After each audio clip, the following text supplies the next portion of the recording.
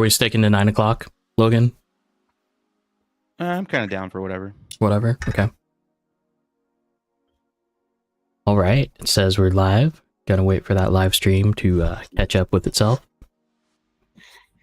Looks like we got some people in chat. There's actually a ton of people in chat already. RC Hectorius, Joey's in chat. Noble 240, Brandon, Mark, Jose, David Chen, Judd's here. Big announcement from Judd, so we'll talk about that too. Trey, Josh reading, Galen, to David. So many people. Thanks for showing up, you guys. Yes, DJ's not here. Oh, if you haven't noticed. But DJ's in the chat, so if you want to still check on him and see what the Spleen Machine is doing, Miko's in the chat. What's up? RC Mitch, Austin's in the chat. Welcome to the RC Drift talk show thing that we do every Thursday at 7 p.m. Pacific Standard Time. I've got a different little setup here, so you can see my mic. I don't know if I like it yet. Brandon. Brandon, we're good. This is almost empty, Brandon. Yeah. Oh, okay. So I guess if we're doing that, your drinks of choices, sirs. Well, we know what Jake has. Oh yeah. I got the cold IPA first, out of Washington. Joey, Sonny. Oh jeez. Okay, I got coffee. Coffee? What is wrong with you, dude? Hot water. I got a Coke. I got a lychee sparkling drink. And I'm doing this with sparkling water, carbonated water. You guys. Anyways, hey, high concurrent view count right now, you guys. That's awesome. If you know, do the share thing, like, subscribe, do that thing if you want to. I don't really care.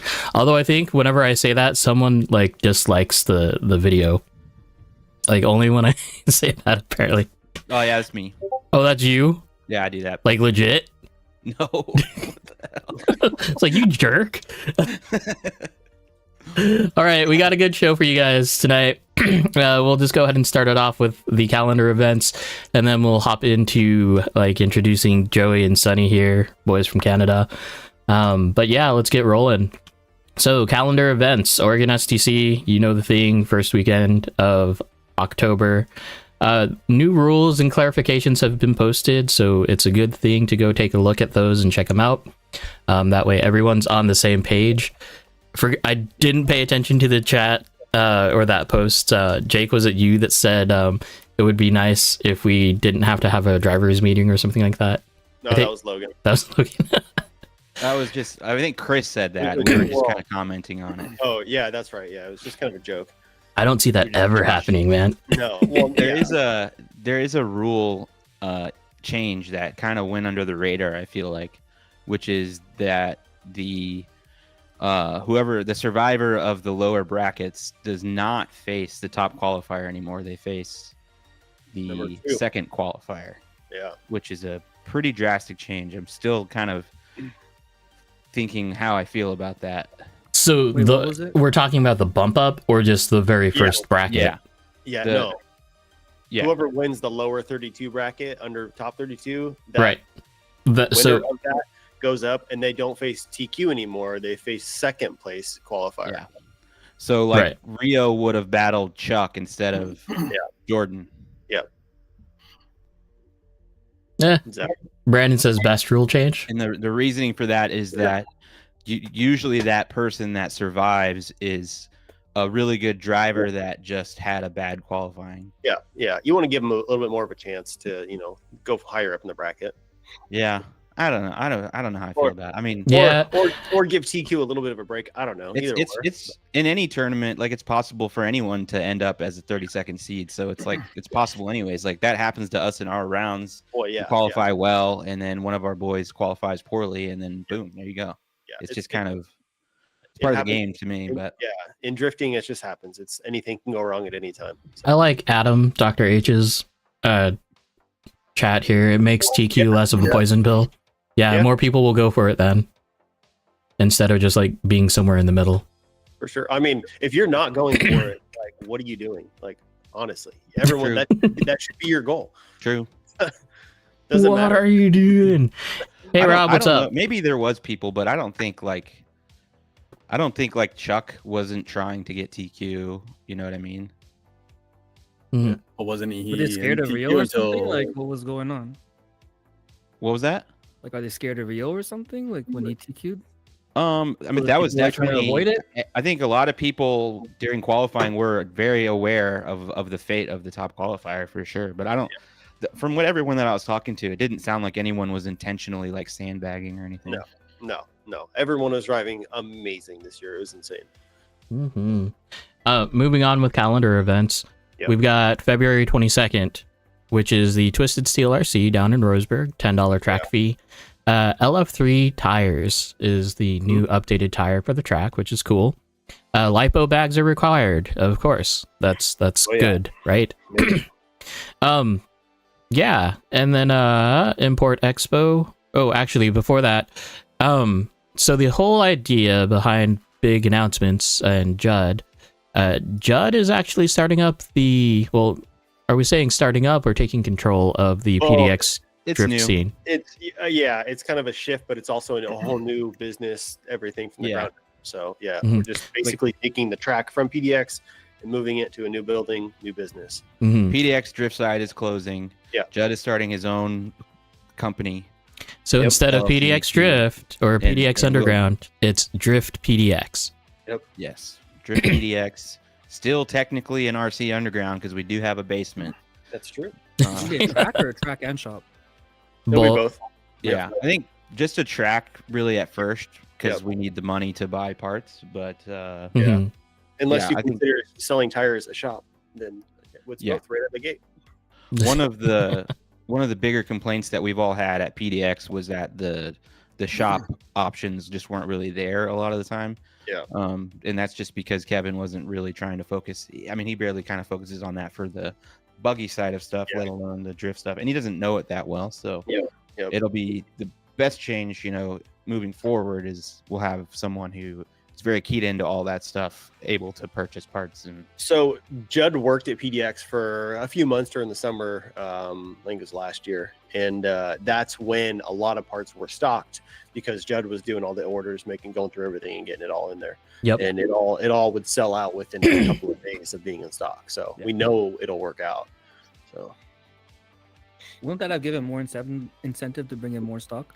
You would think, but yeah, but yes, but Kevin operates differently if he has no debt at all in the business. So if he can't afford to buy a product, he will not buy the product. Oh, that's fair. So and so Kevin's whole deal was that he was basically retired. Yep. Yeah. And was keeping the track open, not necessarily trying to make it, put a bunch of work into it and Yeah. make it a bunch of money. It was more Yep. just have a place where he and his friends can race buggies. And exactly. and Yes. and that's the That was key it. right there. It's Yep. have a place for him and his buddies to have a Yep. place to race.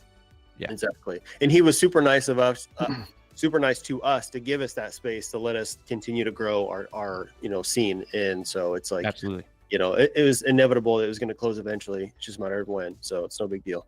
I think it's interesting as far as Oregon drift tracks, like commercially owned drift tracks. It's always never been like a guy that's owned like any drift car or does drifting, Yeah. right? This will This is like the first time really that the owner of the track is literally just one of us. Yeah. a little bit too much, to be honest. So Hey, thanks, David. a little bit plus ultra as far as that goes, but hopefully that turns out for him. Hopefully he doesn't get burned out because I know that you guys Yeah, are going to be helping out a lot, but that's Yeah. a big task, especially to just keep it afloat, to be honest. Yeah, that's the really challenging part is for the time being, Judd is going to have to maintain his day job, right? So Yes. it's it's going to be an interesting foray into this, and we're all going to just have to pull together as a community and try to do everything we can to keep it going. So many comments in chat already pointing to a certain company or a certain person. Jeez. Yeah. It's I hope we don't go that way. no. It had better not go that way. Yeah. Anyway, moving on. Rob.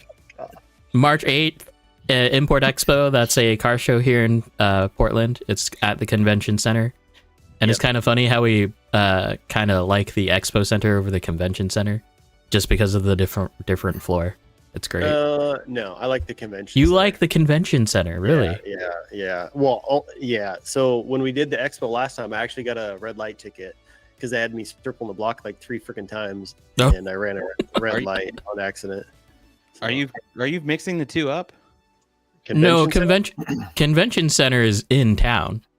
Expo Center is off Marine Drive. Yeah. Okay. Expo is off Marine Drive. Yeah. Okay, so you like the convention center better. No, I like the expo. Okay, that's what I thought.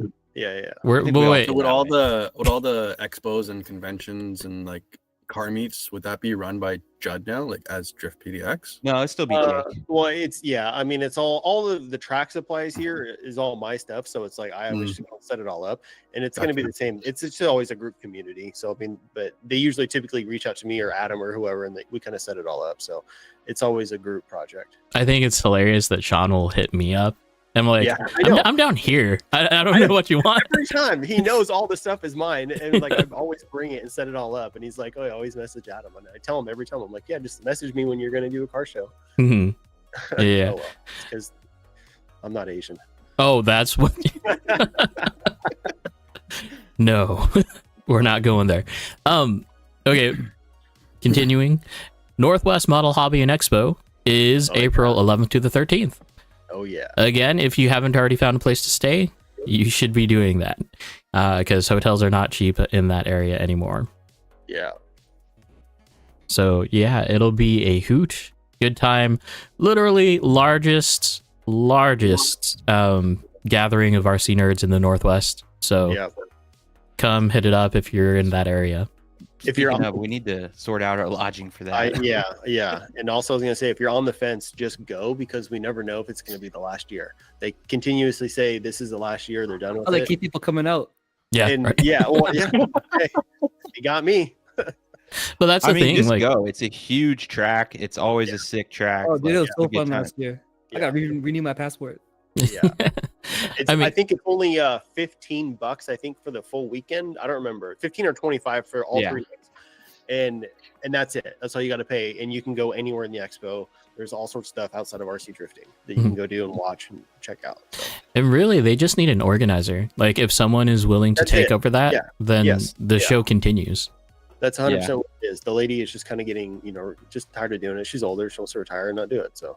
No, I think Josh nailed it. They're pulling the Irwindale model. Just telling that you're closing every year. Exactly. You call that the Irwindale model? They did that for like 10 years. Well, no, crap. What is it called? Enchanted Forest. That's the Enchanted Forest model here in Oregon. Oh, yeah, they did that too, huh? Forgot about that. I don't know if they're still going. Oh, they're going. Yeah, I was there a couple years ago. It's fun. Do you remember Thrillville? No, that's no. Thrillville was like literally right next door to Enchanted Forest. Oh wait, was that a water park? No, it was like the one that you saw, like the crazy super sketch roller coaster on the side of the highway. Okay, I thought it was a water park for some reason, but yeah, I remember seeing that. I never went, but I saw it. Yeah, I never went there too. Yeah. Too many questions. Yeah. All right, you guys. So that is it for calendar events. We are waiting for a final date for like the final drift at PDX. Do we know? Yeah. So we don't know. We're just. I would say it's pretty much the 21st. Yeah. What is that? That's a Friday? That's a Friday. Yeah. So I would just count on it. Like if you really want to drive PDX again, just try and be there on the 21st. Just come any Friday until then. Yeah. That's gonna be a lot of driving for me that weekend. Yeah. Well, I mean, it's for everybody. You don't have to go to PDX. I would say go to Twisted Steel instead for sure. If you had to choose between the two, but yeah, maybe we'll go find support out. them. No, they're an up and coming track. They need their support. So definitely go to them. I wanted to go really bad, but now we got to be working on the track. So okay, Rob's getting impatient. Ask the Canadians questions. The Friday before? Sorry, Rob. Oh, Rob, long time. Brandon, yes. So if closing day is the 21st, Roseburg is the 22nd.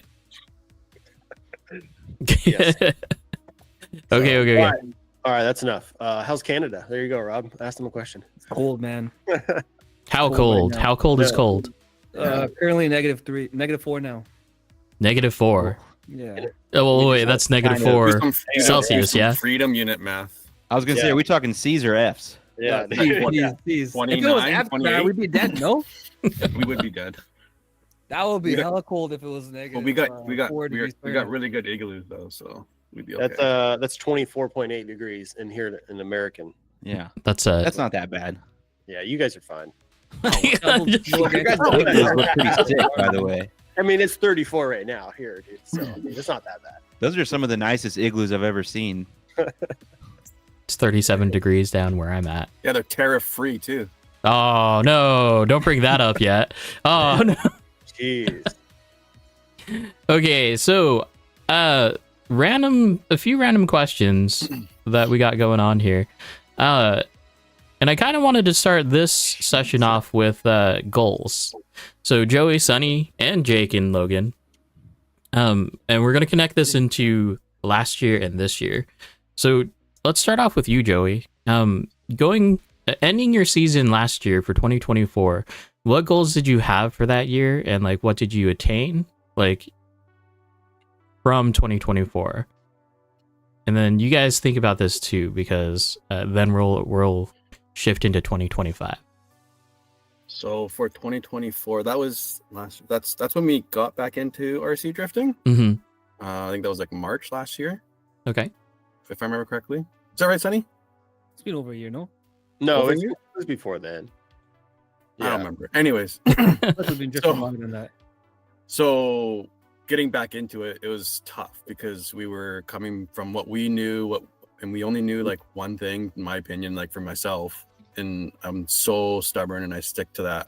So what I really tried to do was just like change my style, change my setup, listen to the people around me, try what they suggest and all these new things. And that's where I kind of wanted to end it up. And it showed me a lot of things. So last stream, we talked about like OG drifting and like who those people were. Jake was brought up, oddly enough. But Joey and Sonny here, they were all here in the like In the the counters. yeah, Yeah. pre that day. These guys were Yeah. part of that group that if you were on YouTube, you would see like their videos, and these were the guys that were like just absolutely killing it at the time. Yeah. So like I remember meeting these guys up in Seattle or Linwood, right? For the very first time, and it was always Track that shall not be named. Sonny had a Bianca when I was in a Whitey 4. Dang. yeah, and it was like that was like the style that we're chasing, right? And whatever tuning tips that you guys had like instantly filtered down to me like at that point. So they were like the the guys They're that like- you looked up to and the forefront guys. Yeah. And now We ran very expired setups. Yeah, that's You true. Yeah, dude. No, they- we Bro, do we used to now. run like 8 drifts on the front. yeah. The shit was fucking fast, dude. yeah. And like so you guys were like the original front runners of like Yeah. Yokomo DPs and making them rear wheel drive. That's what I remember. Anyways, And you gotta thank Afro for that. yeah. Can't forget about that. Yeah. The Afro One day, days. I'll probably meet him, but probably not. He's a myth. Yeah, Look, every now, time, man. every Like a time you tell legend. me, he never shows up. Oh We'll get crap. him up one day. Wait, Yeah. are we being called boomers now? Uh-oh. Kyle Moen. I need to tell him hello from Kyle Moen. He literally told me that at Irwindale. He's like, Oh, tell really? Afro. Yeah, because when I went to Irwindale, I met Kyle Moen and he knows Afro.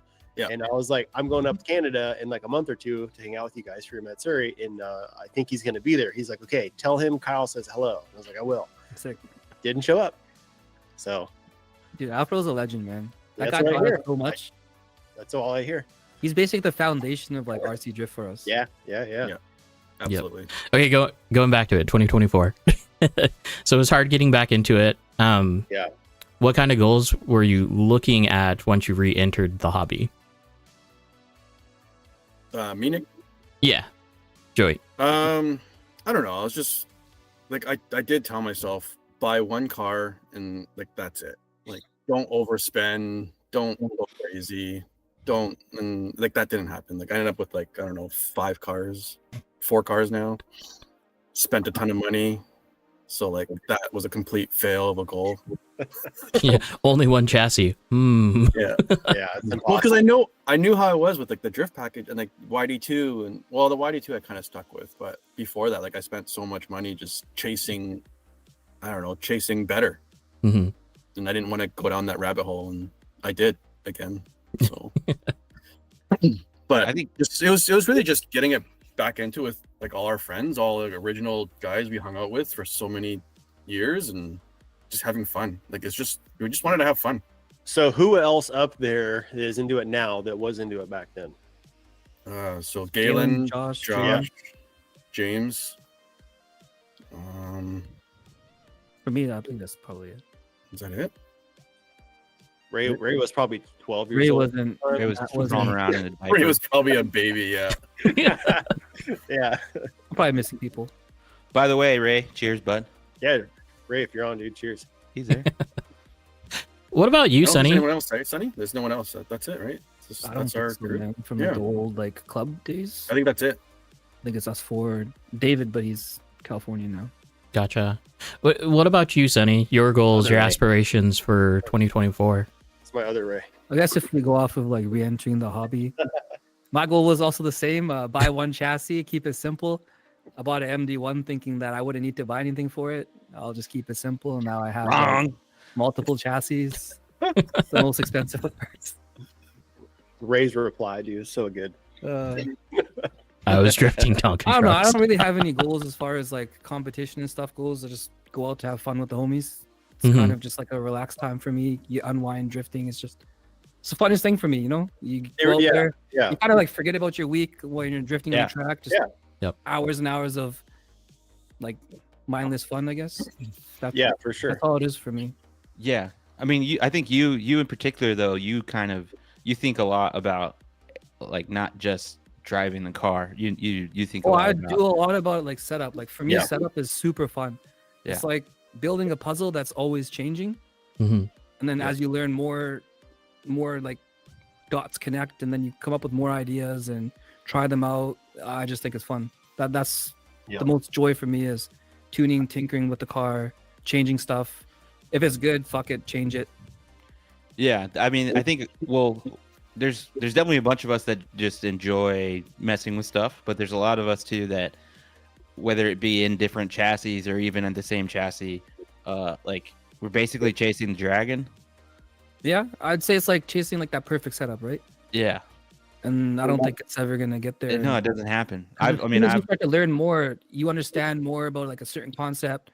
Say like roll center, right? You learn a little bit more. You learn how like the upper arm is affecting traction.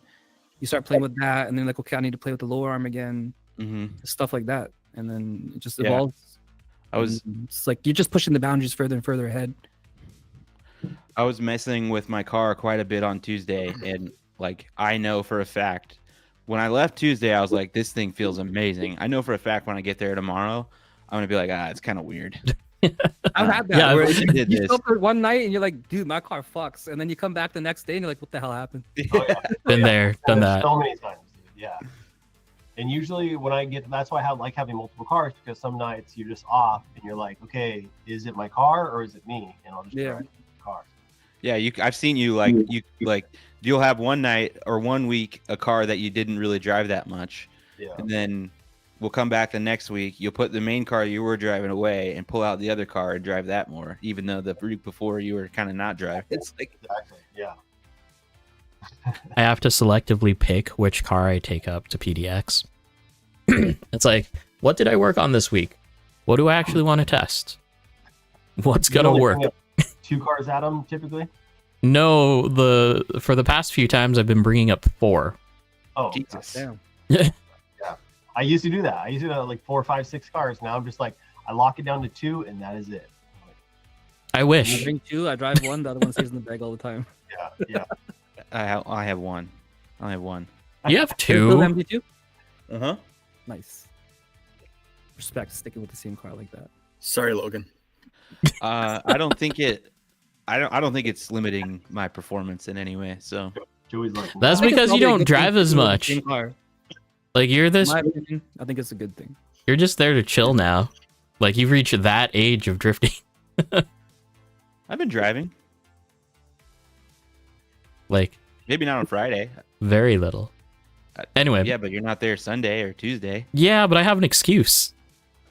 That's a lot of Well, I'm gas. saying Friday for sure. I'm not super focused on driving, but Yeah, Friday is about ramen and getting food and all that other stuff.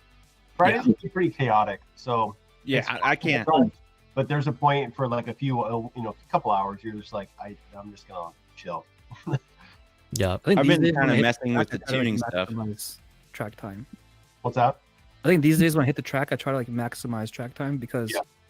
I was like that in the past where you go to the track, you drive a few laps, go hang out in the pits, and then we lost afros, right? Back in the day.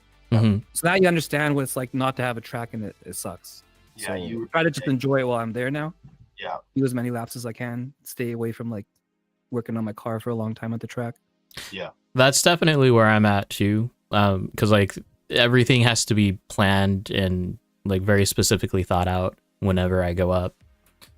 Because it's like, do I go up there with a specific goal for a chassis or literally just go and end up hanging out? So always difficult on like more popular nights like Friday nights. I typically go as we get into closer to the comp season. I'm like wanting to try things and like kind of fine tune my stuff, but also get photos, film content, whatever. And Yeah. it's like I get there and I'm just like, that's all gone. I'm like Yeah, just hanging out with the boys, drinking beers, getting ramen. Like yeah. If Then I get Friday's home. not really the day to be like messing with your car. yeah. Because if you like when I'm tuning, I like to have one or two people to chase, yeah. but I like to do a lot of solo laps too, and it's just that's not going to happen on Friday. Yeah. Yeah, I do it anyways. There's times I just push through and make it work, but it's still just like it's a little difficult, but it's fun. What makes it fun sometimes when I get not bored, but like just not into it, I just throw the camera on and I just get the video. And I can get the photos and videos for later, and Mhm. that kind of keeps it interesting. I realized how much actual media I have of drift cars, RC drift cars, like over the past years. And I also realized that I could make so many like Instagram videos and whatnot. I'm just too lazy. And It's hard, man. It's Well, not that's easy. It's time consuming, no? yeah, and Yeah. I like think the older you get, you just don't have that time. Even I just I pulling literally up the camera. stuff and like start looking at pictures and I'm like, screw this. Like, right, like I bet you, go ahead. like out of all the pictures I took at STC, I could still be rolling out like different media from that every single day. Yeah. Every Yeah. single day. And I'm trying, like, it's hard to even bust out the camera, but then you go home, and I'm trying to stop doing this, but you go home and you pull out the footage, and it's not like the sickest lines you've ever seen, and you're just like, it's not even worth posting. Yeah. I'm just gonna start posting stuff, but I get that a lot too. I'm like, God damn it, that was trash. I tapped the wall here. I'm not posting it. But it's like it doesn't matter, right? Like anything to like unseen eyes is always going to be amazing. Yeah. Yeah. I also like I don't know. It might be just me, but like we're all watching Instagram and stuff, and just watching cars drive isn't that entertaining to me anymore. It's like I've kind of seen it. I've seen really close tandem and stuff. So I'm trying to like have more, at least something exciting happening. You know what I mean? Yeah. It's Like the a music. theme or a purpose or a specific trick or. It's the cut, to be honest. It doesn't matter if you have a boring line. It's how you cut it. Yeah, 'Cause, like, yeah. a If you pick boring- good song and do some good editing, it's a lot better for sure. Hector, you're 100% correct, dude. I'm like, I literally will have something ready to post, and I'm like, this is trash, and I just delete it. Yep. And also, sometimes I'll talk over a video or whatever, and I'm like, I sound like an idiot. I'm deleting that. Oh, dude, that Just, No, that's not just you, bud. yeah, exactly. And that's You do. Yeah, you just got to push it. It's whatever. I guess bringing it back, what kind of goals do you guys have for 2025? Because it seems like you're getting back into more of a competition streak here. Joey, Sonny, either one of you? 2025 goals. You guys go, doing Joey. well? You guys Want me to go for it? I don't know. Like these guys are. I think Ray, which you guys all know, Oh, I yeah. think he's going back to STC finals for 2025, and he's trying to drag us down with them. Yeah. Well, he That'd be better so be sick. successful. Like, I think a lot of us have said yes, but I am 100% upfront that I might back out on that because I don't know how I feel yet. oh, Trust me, it doesn't matter. Even if you go down and just hang out, and Yeah. It's still you're like, Honestly, I think if Yeah. you go down just for the week leading up to STC, it's Yeah. probably worth it. Just to Yeah. drive that time. it's so fun. Yes. I mean, Maybe, Go like for- crash if out there in is a the goal, yeah. qualifying, Yeah. I don't really Yeah. care. I don't know. I think it was just Yeah. fun out there hanging out with the boys. David. Yeah. We got, Laps in. we got a house, so don't worry about it. Yeah. think So it that, We that would already be know. like a goal for 2025. Just that would be something to look forward to at the end of the year to work up Yeah. to that. Yeah. Yeah. My goal is to hopefully build my golem this year. No. No. Joey, you should definitely come down and then have your wife and kids fly down after the event, and then we can all go to Disneyland together because that's what my wife is going to do this year. Oh, Yeah. could do that. Yeah. That's smart. Or you can go to I'll try. like crap, what's it called? Knott's Berry Farms. Yeah, for like less than half the cost.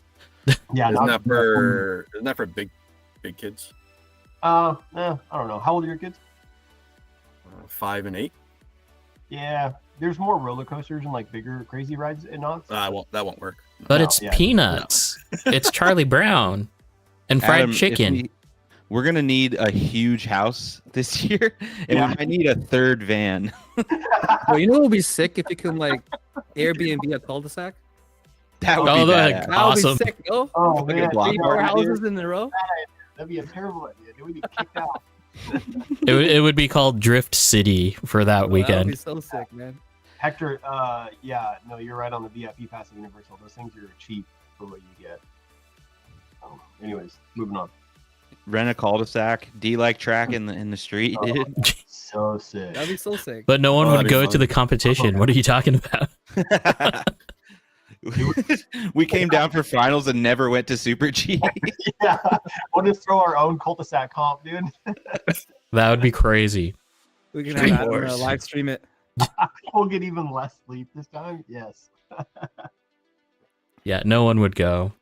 Stories of the house and the van would be even more bigger and spectacular, I'm sure. You guys have one favorite story to share from STC? What would it be? Oh, That would incentivize people to go. The first time walking into our Airbnb. that was a pretty hilarious hour and a half. Yeah.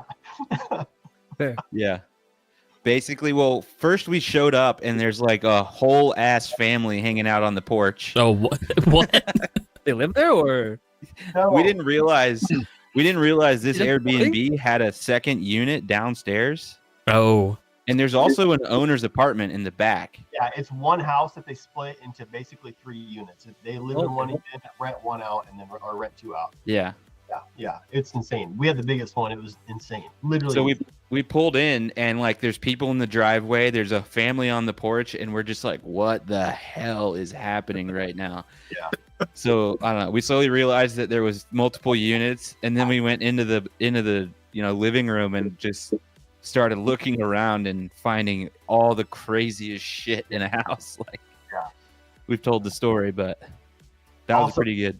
The second best moment was going to In-N-Out with everybody in the van too. That was Yeah. really fun. That was fun. that must have sucked for In-N-Out. Jeez. Yeah, Like that order. yeah. It was. Oh, that In-N-Out was crazy busy. Yeah. We were the least of their issues. Was it the one just around the corner or Yeah. next to your? Okay.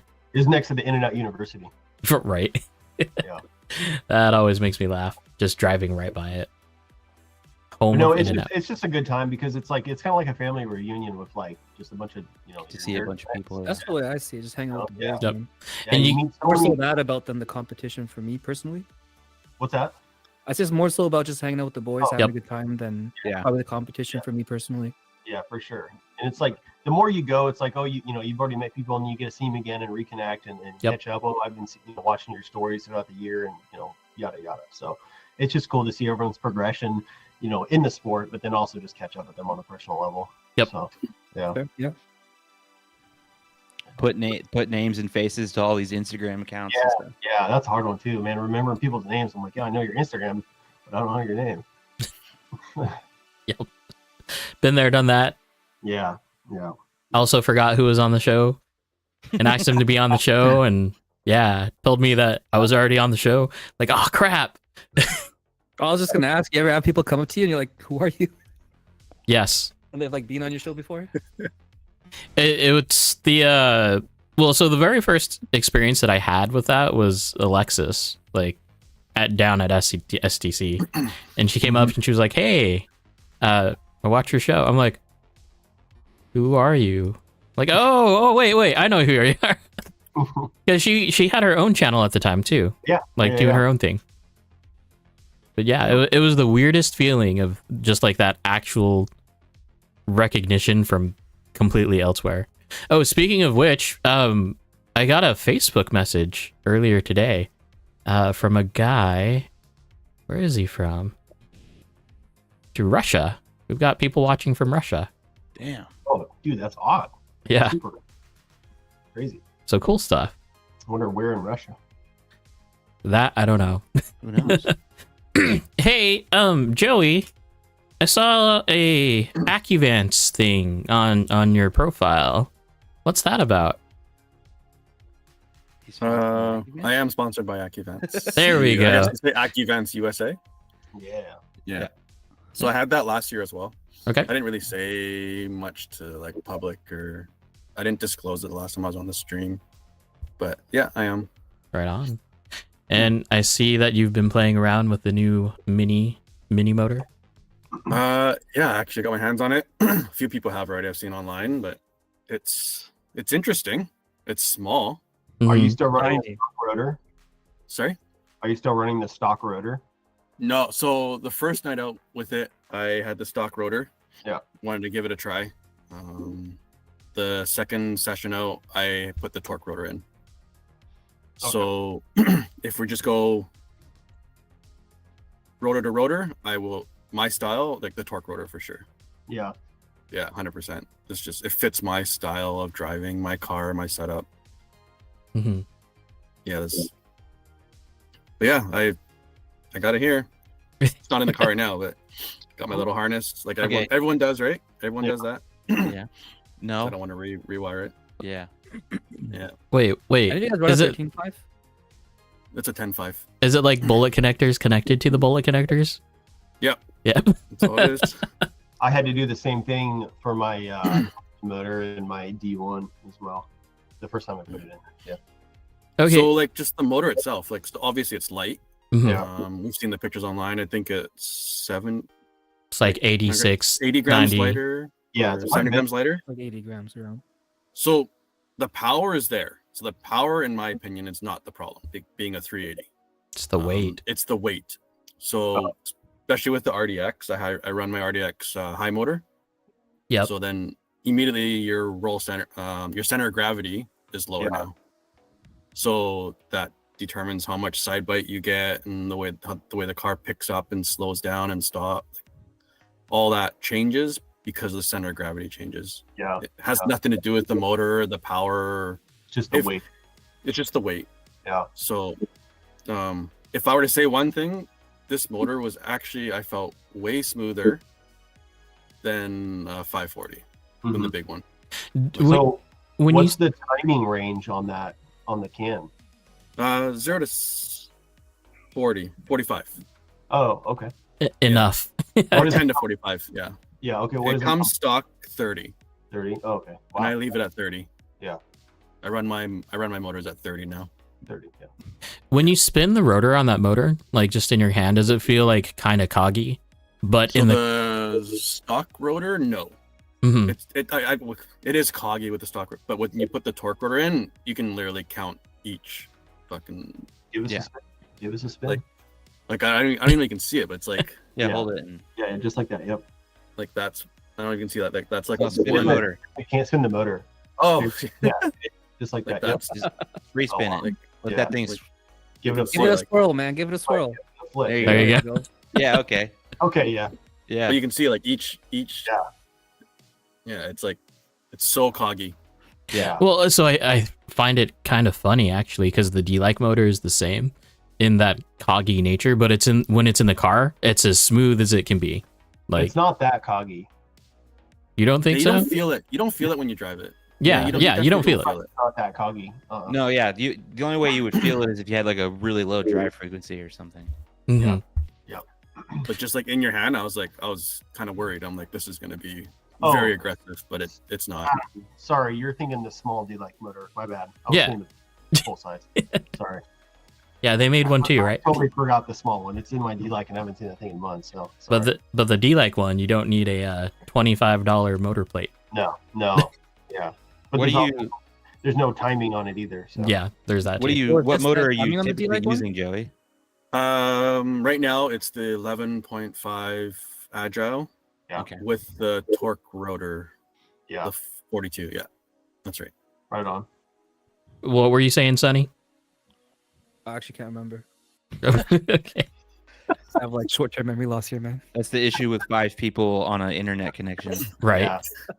Right. So let me, because we're talking about weight right now, and I think we all agree that that's the biggest feature of this motor, right? If it's not Yeah, I power, mean, it's that's the literally weight. why they did it, right? So let me take you down like a history lesson here. So the original YD2 Plus, right? Rare Arts was one of the like aftermarket makers for parts, right? They came out with an aluminum transmission and a high motor mount for the YD2 Plus. The original issue was at the time was that the motor plate was too high. And I feel like that was also a call to why the YD2S came out, which was a little bit lower of a position, but kind of started that way of that mid-high rear motor setup that's so popular today. But now we're in the position where we're seeing like high motor, high battery, high CG, everything. So what's the difference between then and now? What are your feelings? Now Everybody. people understand setup better. Yeah. I think now there's a more widespread information on how to set cars up. You got like YouTube. Back then, like I don't know how far back you guys are going, but like back in the day, we had like rear wheel drive drift society, where you have like people posting the most clown ass setups and people trying to like say like, "Oh, this shit's good," but this shit was trash. And then like drift mission back in the day, like Yeah. wasn't much out there, right? Now you got YouTube, Instagram, all this stuff sharing a lot of wealth of knowledge now, right? A lot more people from Japan sharing knowledge. Yep. Like back in the day, I used to dig through like those Amiiblo blogs to like try to find setup. We still do that today. What are you Still do talking- that, yeah. But back then it was more, I don't know, not as widely accepted, I guess, or people weren't really doing it. Mhm. But that's kind of like all there was back then. I feel like. Yeah. Yep. And I- technology has just come a long ways now think- too, as far as like ESCs, motors, damper tuning, everything. Everything's being pushed further and further. As far A as lot like of the companies are just like they're really just pushing for giving us adjustability. Yeah. Like going Letting back us to like sort it high out. CG, low CG. My honest opinion on this is you can make anything work. oh yeah. If you just stick to it, you pick a concept and you spend your time learning it, you can pretty much make anything fast. Yup. It's awesome to see. I mean, I got back into into rear wheel drive drifting in 2019, and just from then to now, like just the information as far as setups and everything, it's just crazy. It's so awesome. It's so easy to find anything now. So versus back then. Mm-hmm. And it's interesting to see the shift in chassis as well, because like what 2 years ago was the year of the shark, right? Yep. Last year, what won last year? Was it another shark? No. Yeah. No, it was a Gulm. It was Rio, right? No. Oh, Oh, yeah, sorry, oh, 2016 technically, yeah. or 24, yeah. But before that was Brett on a shark, and then with the high CG battery. Year before that was Alfredo on a shark, and I don't remember who won before that. Yeah, and now look at it. Like we have Gulms coming back into the competition. We have GRKs have entered the room, and man, are they hitting hard. Like Yeah. even with the GRK5, not even high motor mount, right? Mhm. And then Yep. now we have the GRK5R, right? Bandwagons. Bandwagons. Yes. I saw it too. There's also, I mean, there's a lot this year so far. I honestly wouldn't even say that there's like one standout chassis that's dominating, because I mean, there's a lot of people running ST3s. There's people running RD2s. Yeah. It's I kind of actually cool. think the ST3 is gonna be really good. ST3 is really good. Like out of the box, I think it will be a really good car. Does anybody up there have one yet? James bought one. James, nice. Yeah, It's on its way. It's on its way. yeah. Okay, yeah. We've got one guy who has one, and it's Two. good. It's nice. There are there's two. 2 people. Vitali has one, and Yeah. someone else Who has else? one. I know someone else has one. Doesn't Phil have one? Is that a Mm. 2? No, he's a 2. Oh, okay. I know we have 2 of them at the track. I forget Yeah. who has the other one. There's also been like a big shift from like high motor to low motor again. Yeah. A big shift from like moving your ESC from like the diffuser or gear case back into like the center of the. Yep. Yeah, Yeah, and Adam's right. The Sharks are still very, very much popular. Oh, yeah, dude. The Shark is here to stay, man. That's an amazing chassis because you can do so much with it, as far as motor placement and all that battery and everything. So. This might be controversial, but I think the only real magic of the Shark is the front. You think so? I think the No. transmission on the Shark actually puts the motor in like the ideal place for a high motor. Well, that and Transmission. 3-gear or 4-gear. You know, like you said, high motor, forward motor, rear. There's a lot more options for similar setups for that now, though. so 1-2 deck. You know, there's just so many options for it. I think it's funny that I don't think I've ever seen a rear motor Shark, even though that it's advertised that it can. I've never seen a rear motor Shark. No, I haven't seen anybody drive with one though. I actually think with the Mervera now that like specifically for me, like I just bought a Golem recently. Mhm. I bought the high motor setup, but with the Mervera coming out, I think it makes rear motor like extremely viable. You Well- lose the pendulum effect, like you're pretty much snapping off like 80 grams off the rear. Yeah. Mhm. Have you So the driven? traction that you gain from like a rear motor setup would be pretty insane. Have you ever driven a rear motor Golem? Judd's was rear motor, right? Yeah. It drove pretty good. Everyone said it was really, it looked really good. Hmm. So I think like with the Mervera, that makes it more, because like rear motor, you'd have like kind of like more pendulum effect. You're kind of Yep. waiting on the rear end sometimes compared to like it's a high motor or a low motor setup. Yeah. Right. Yep. So I think the Mervera makes rear motor extremely viable and probably ideal for that motor, in my opinion. Cameron's. So this is a This is more of a contribution from Rob and Kamua D than anything else.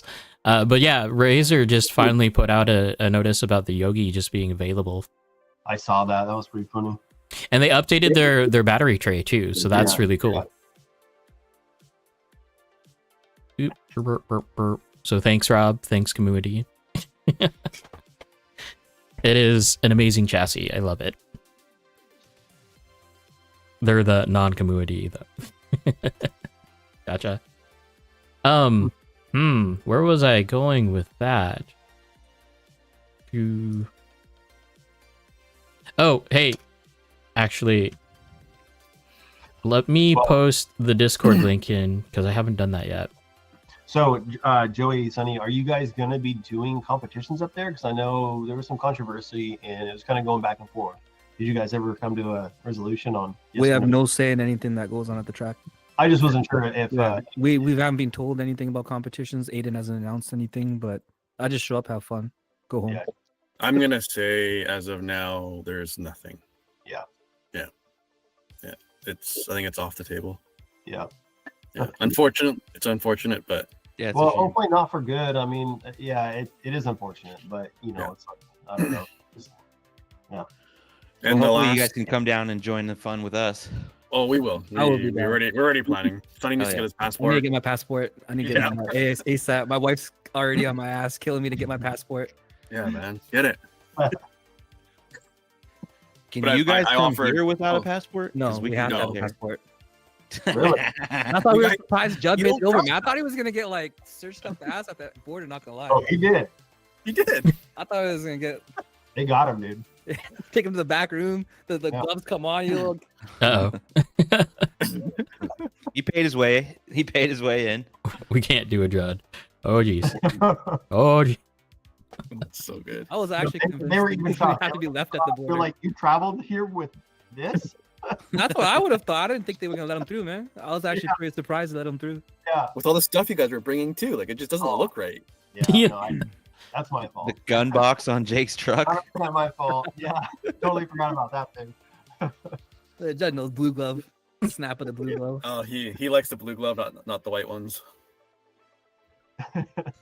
The blue Love ones have a little KY. more texture, so Yeah. A ribbed effect. yeah. Um, Yeah. Hey, Joey. Joey, you also mentioned that you got a new RSSD Pro. Is that right? I did, yeah. Was that the same time or maybe 3 weeks ago or Yeah. whenever? Yeah, it finally came in the mail. That's been interesting. So, coming from an RSST, which is, in my opinion, such an amazing servo for what the price point was and Right. is maybe still. The RSST Pro is just, it's different because it's coreless. Mhm. So when I say that, it's because it's super smooth. Like that's the first thing you notice. Like there's no fogging, it's just smooth left to right. Mm-hmm. I wasn't happy with it at first though, like the tune out of the box. The stock tune is not very good.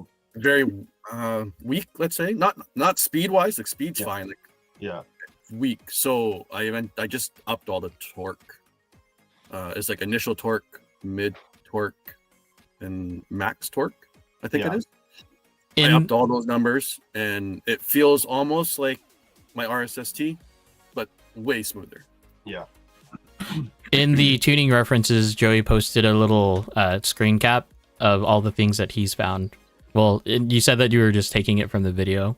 From the I took it right off the Rev D video that they released, and a lot of it's just like YouTube auto translate, and hopefully I got it right. Yeah. But it helped me understand. It's mainly the three. It was the initial torque, mid torque, and max torque, which I was really concerned about Yeah. Mhm. because that's like the holding force and like yeah. But yeah, with increasing those values, I'm really happy with it now. Judd has two of them, and I was playing with one of them last week as well. Just real quick, just briefly. I didn't really want to do a lot of tuning on it and all that, but I definitely felt like I could tell the difference of what you're saying, which is super smooth when just grabbing the wheel and turning with the cards off versus the regular RSSD Pro or regular RSSD. What car did you put it in, Jake? My GOM. Did it have a Futaba setup in it originally, or No, KO Popro. Okay. Yeah. So you went from weird to new, but okay. Well, yeah, I've kind of been all over the place with servos. Yeah, yeah. Yeah. Oh. And the GYD 550 changed. I think I just changed the damper point. I think I had to up it with the servo, even though I upped the torque values on the servo. Mhm. But there was nothing else I really changed. It was just upping the damper point. Do you run damper on your servo and your gyro, or what? Whatever the stock damper is on the servo. What I about can't on remember what it is. Probably 0 on your gyro. 0 on the gyro. Yeah. Yeah. Because it just the gyro, the GY damper dampens it a lot. Yeah. It's very aggressive. Yeah. Yeah, it is. Yeah, I've been playing around with on my my D1 fighter servo. I turned the damper down to 50 and then start using the damper on my gyro, and that's been helping me kind of get what I've been wanting to get. So yeah. Yeah, the damper for me, like for a 550 and like a non-Futaba servo, always feels like a hit or miss for me. Like, because if it's on, it makes the car feel kind of loose and it doesn't rotate the right way. But sometimes it can help it a little bit. I don't know. Like I said, hit or miss. I really wish there was some like a little bit more explanation translated to English of like if you have a 550 and a Futaba servo of like the relationship between servo damper and gyro damper, because it does kind of feel like instinctually it feels like they might fight each other a little bit. So it's like Definitely. if we have the same Like, wants to figure that shit out, man. if they have the same hardware manufacturer and software manufacturer, surely we can like get a little explanation on what we should do with that, but I'll be right back. it doesn't exist. Sonny, what gyro do you run? GYD 550.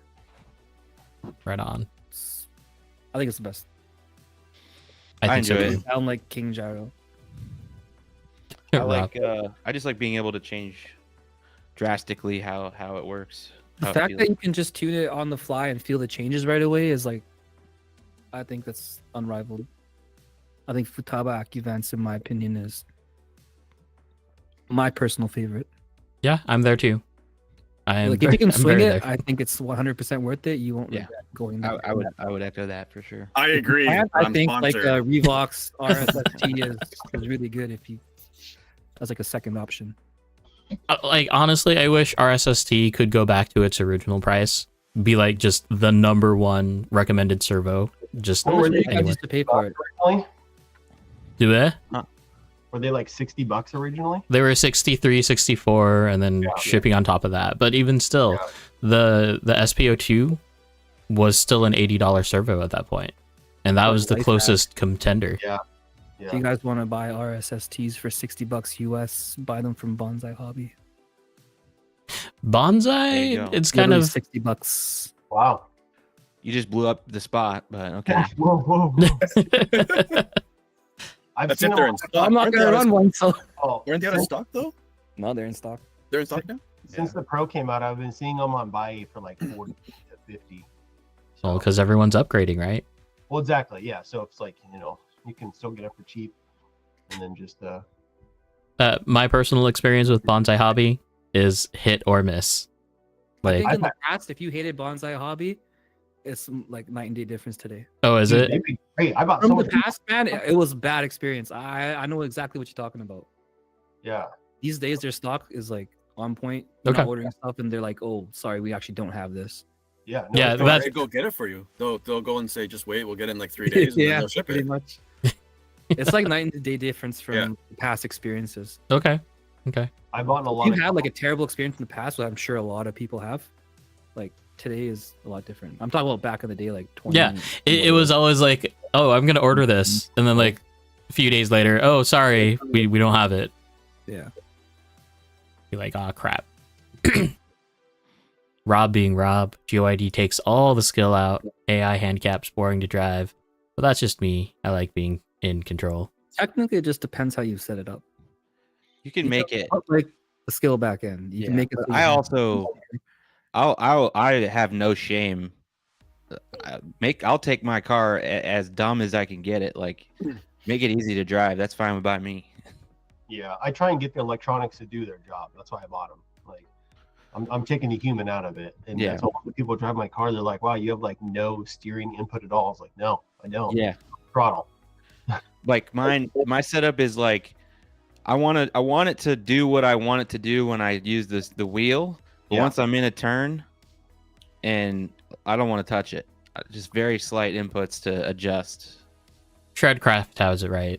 Too much tuning, not enough driving. Like, But I feel like I'm Actually- totally different in that like sense with the GYD. Like, because I found the GYD. Actually, Jake actually helped me. He gave me a base start when I got the GYD, Yeah. and I'm actually still on those numbers, very close to those numbers. Crazy. And I don't change my GYD. Like, I'm happy with what it does. That's crazy. Like, and Yeah. what I changed my ESC tune. I changed my car setup. The gyro just stays the same now. Dude, 'Cause I never change my ESC tune. I get it, and Same. I do not touch it. I'll change like- the gyro every 2 minutes. Oh, I change my gyro probably almost every time I drive. Literally It's so all the, opposite. It's so opposite. It's Like, the problem. gyro- I mean, it's not good, but yeah. I Like think I literally touch everything. chatting the other day. Tune, be ESCs, better. servo. Yeah. I think you have more to gain from an ESC tune than messing with your gyro. Yeah. 100%. No, I Alright. think that is true because actually, for the first time in like 6 months, probably, I played with my ESC tune on Friday, and I was like, I made it better, and I was like, wow, just damn it, wish I did this a while ago. but ESC tune is like, it's so under the radar, right? Because it's like, if it works, it works. But and a lot of times it's like you don't even think about where you could be, like where your grip spot is in your trigger pull, right? It's like you can make Yeah, that that's bigger, it. you can make that smaller. Yeah. Yep. And with the new McLaren ESC, you should be able to tune almost pinpoint to where you want it to be.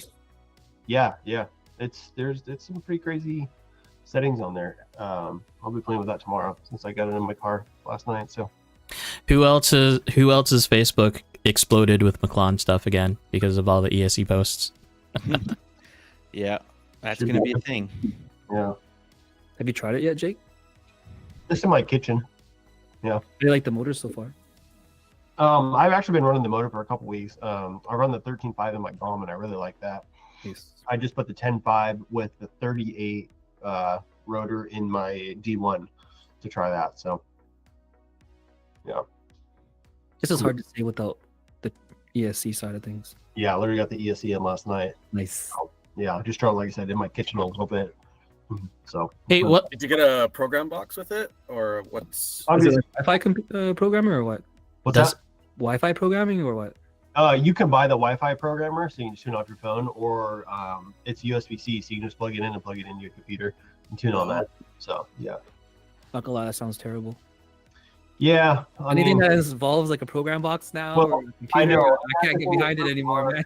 Yeah, it's hard because it's like I run AccuAnts in my GOM, so it's right on my radio, and then before I was running the Brev in my D1, so it's right on my phone, right? So yeah, it's The phone programming option. Whoa, Adriano, is Come on now. McLaren I like a the, rebanded Hobbywing? Brev, I don't think so. Bluetooth over the Yokomo Wi-Fi. The Wi-Fi is Oh, the Yokomo one. I have one. It's bad. I hate it. terrible. God, I hate that. You roll like 3 feet away. to lose Yeah. the connection. I always have to turn my car on and then connect to it right away. My car Yep. can't be on, Yeah. and then Oh, it's terrible. The Yokomo one is terrible. Oh, bad. Absolutely terrible.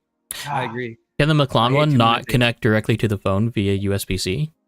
Yeah, it can. Okay, there you go. But honestly, that's by far an improvement. But I think you have to have like a small little dongle, or I'm just using the wrong cable. I don't really know because I tried it with just like my phone USB-C to C, and it didn't work. Well, that's But I don't. I think you have to have like a data cable or something. I don't know. I'm not that smart, so I don't really know. an OTG cable. Here's a Okay. question: Yeah. Is Maclan like technically speed passion? Because their like motor poles are on like the similar to like the old school speed passions back in the day. I've heard that before. I think Adam was talking about that. Yeah, right? because that's what Yeah. I was. That's what I was Speed thinking passions too. were great motors back in the day. Yeah, I'm truly not sure. I really have no idea. That sounds like it could be like an internet flu thing. Yeah. I mean, but there are only so many motors that did that. Like, technically, Tamiya has motor posts like that. Yeah. But yeah, Speed Passion was known for that type of motor can. Speed Passion is McLaren. Yeah. Hey, I'm convinced they all come from the same freaking factory. So they just put a different name on them all. So different That's products. very true. So Well- the new Hobbywing ESC, that one looks like the Speed Passion ESCs like from when I got out of it. Oddly enough, like the Reventon and the Reventon Pro, it's kind of hilarious. Hobbywing has a new ESC. Yeah, I forget where I saw it, but it They have was like a new being drift posted. lineup coming out. No, they've had their drift line out, and Don't they have, like, honestly, a new one coming out. They had a booth at the RCDC. I'm pretty sure. Oh. gotcha. I'll need to go check out those vlogs. Yeah. But yeah, it's interesting to see that. I honestly, I wish they would just get rid of the whole 25 millimeter fan thing, like their tiny fans on the Hobby Wings. Oh, yeah. Like if they just allowed people to put a 30 by 30 fan on there, Yeah. it'd be so much easier. There's a lot of small things with each ESC or each manufacturer does things differently. You're like, why do you do this? But Gotta well. be different. like the Macklin is very similar to the RPX2 with the on-off switch. Like you can plug it in and use it, or you can unplug it and just plug your battery in and turn the ESC on directly. I hate how they say that it's two methods. Like No, it's not. I definitely want a switch, but I hate remote switches. Yeah, I did exactly. Yeah, I just like having the button. Well, that's why I really like the Brev, because it has a button built into the box, the ESC, or you can plug one in and mount it somewhere else. So like that is really cool. And it has To me, remote switch is just asking for trouble. Yeah, it is for sure. But so I don't even. I just took it off. I'm not going to use that.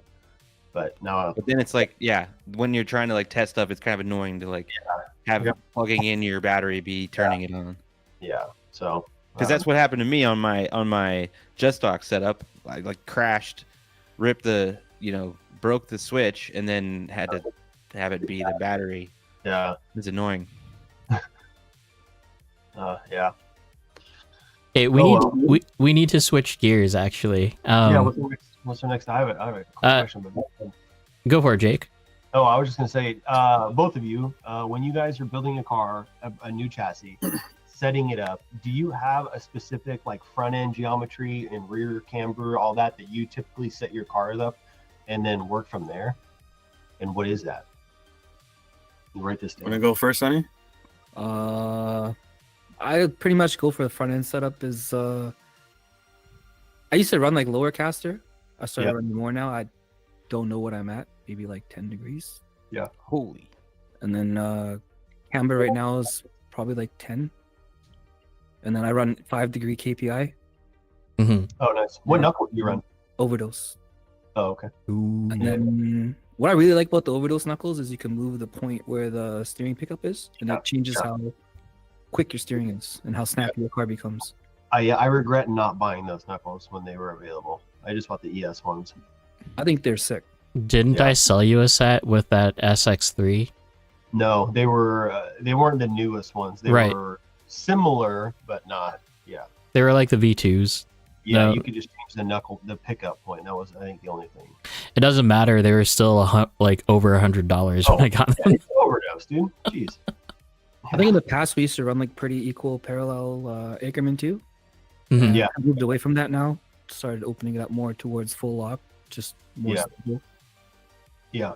And then rear end, been playing with it a lot, but as far as like alignment goes, I think between like -2, -3 rear camber. Yep. And then I played with anti-squat a lot. Yeah. And then back on a pro squat setup. Yep. What about toe in? Zero toe? Rear? Or... I'm running 1.1. Okay. 1.1 toe in. Yeah.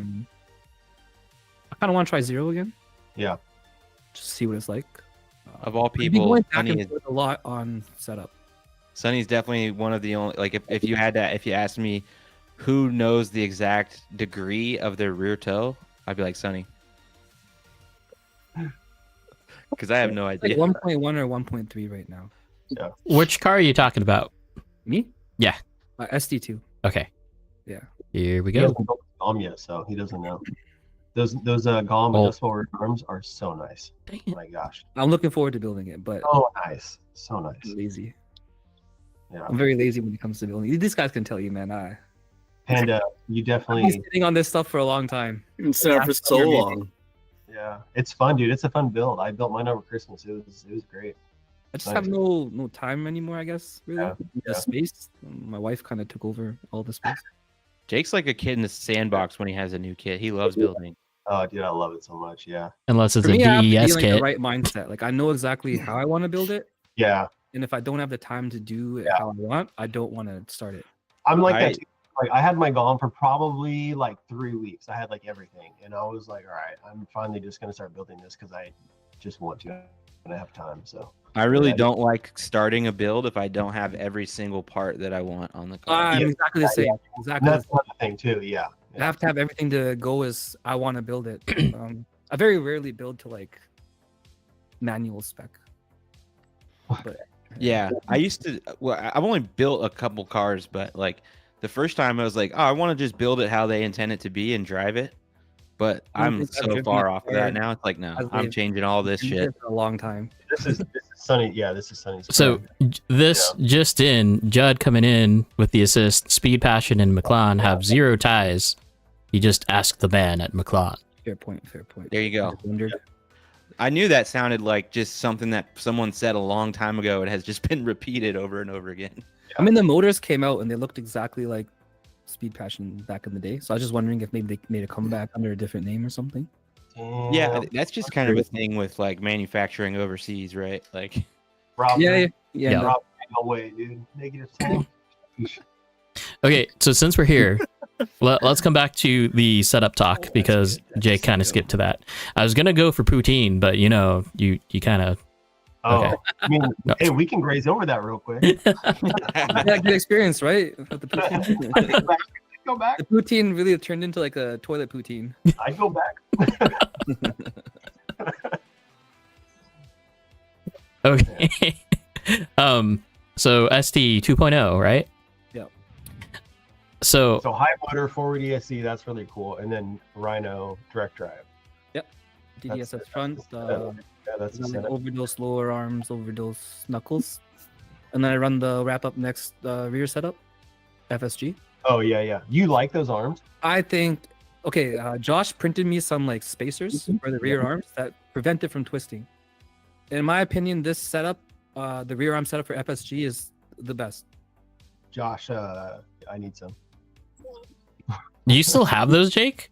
I do. They're on my Travis. Oh, Like if you run it in a short configuration, like the arm's really short, it's no Yeah. problem. That's As what I soon as you did. start adding length to the arm, they start to twist. Because you said that before, right? I was like, what Yep. happened? This guy doesn't know what he's doing. I And had I them ran on, them in a long arm configuration. I'm like, this sucks. I'm like, my Exactly. one arm is like this, and the other one's like this. So I was Yeah, like, your car's all jacked up. Amper's on like one this, side. and like this. I was like, what's going on? Yeah, when I got back from Canada, I shortened my arms. on my Yeah. Travis. It's a lot better on short. It won't twist, but once you go longer, it kind of sucks. It's trash. Yeah, I agree with that. But Uh, once you print out a 3D printed spacer, it's Yeah, I need that. Josh, money. print me one. Bring it down. like hook them up. I like the overdose shocks too. Those are nice. go a stop go. Yeah. What's your piston setup in there? I run D like VM piston. Ooh. That's the like split disc one, right? I would say D like VM piston is probably the best one on the market. Oh, I have those in my Super G car. I need to buy them really bad. Dude, Jake, Or I don't know why your video keeps on like disappearing on me. It's The on your idea end. behind it is it's got two split pistons, right? Basically, with like Yeah. 0.8 mil of spacing between it. Oh, no, I Yeah, lost Like Logan. 6 hole each or something. 6 hole each, right? Yeah, I think. Well, Within that 0.8 millimeters, it acts like a 12 hole piston. So like the initial movement is really good.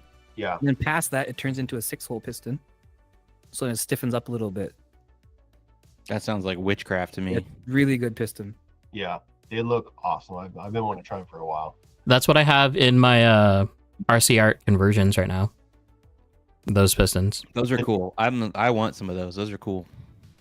The shocks or the pistons? The whole thing that you have.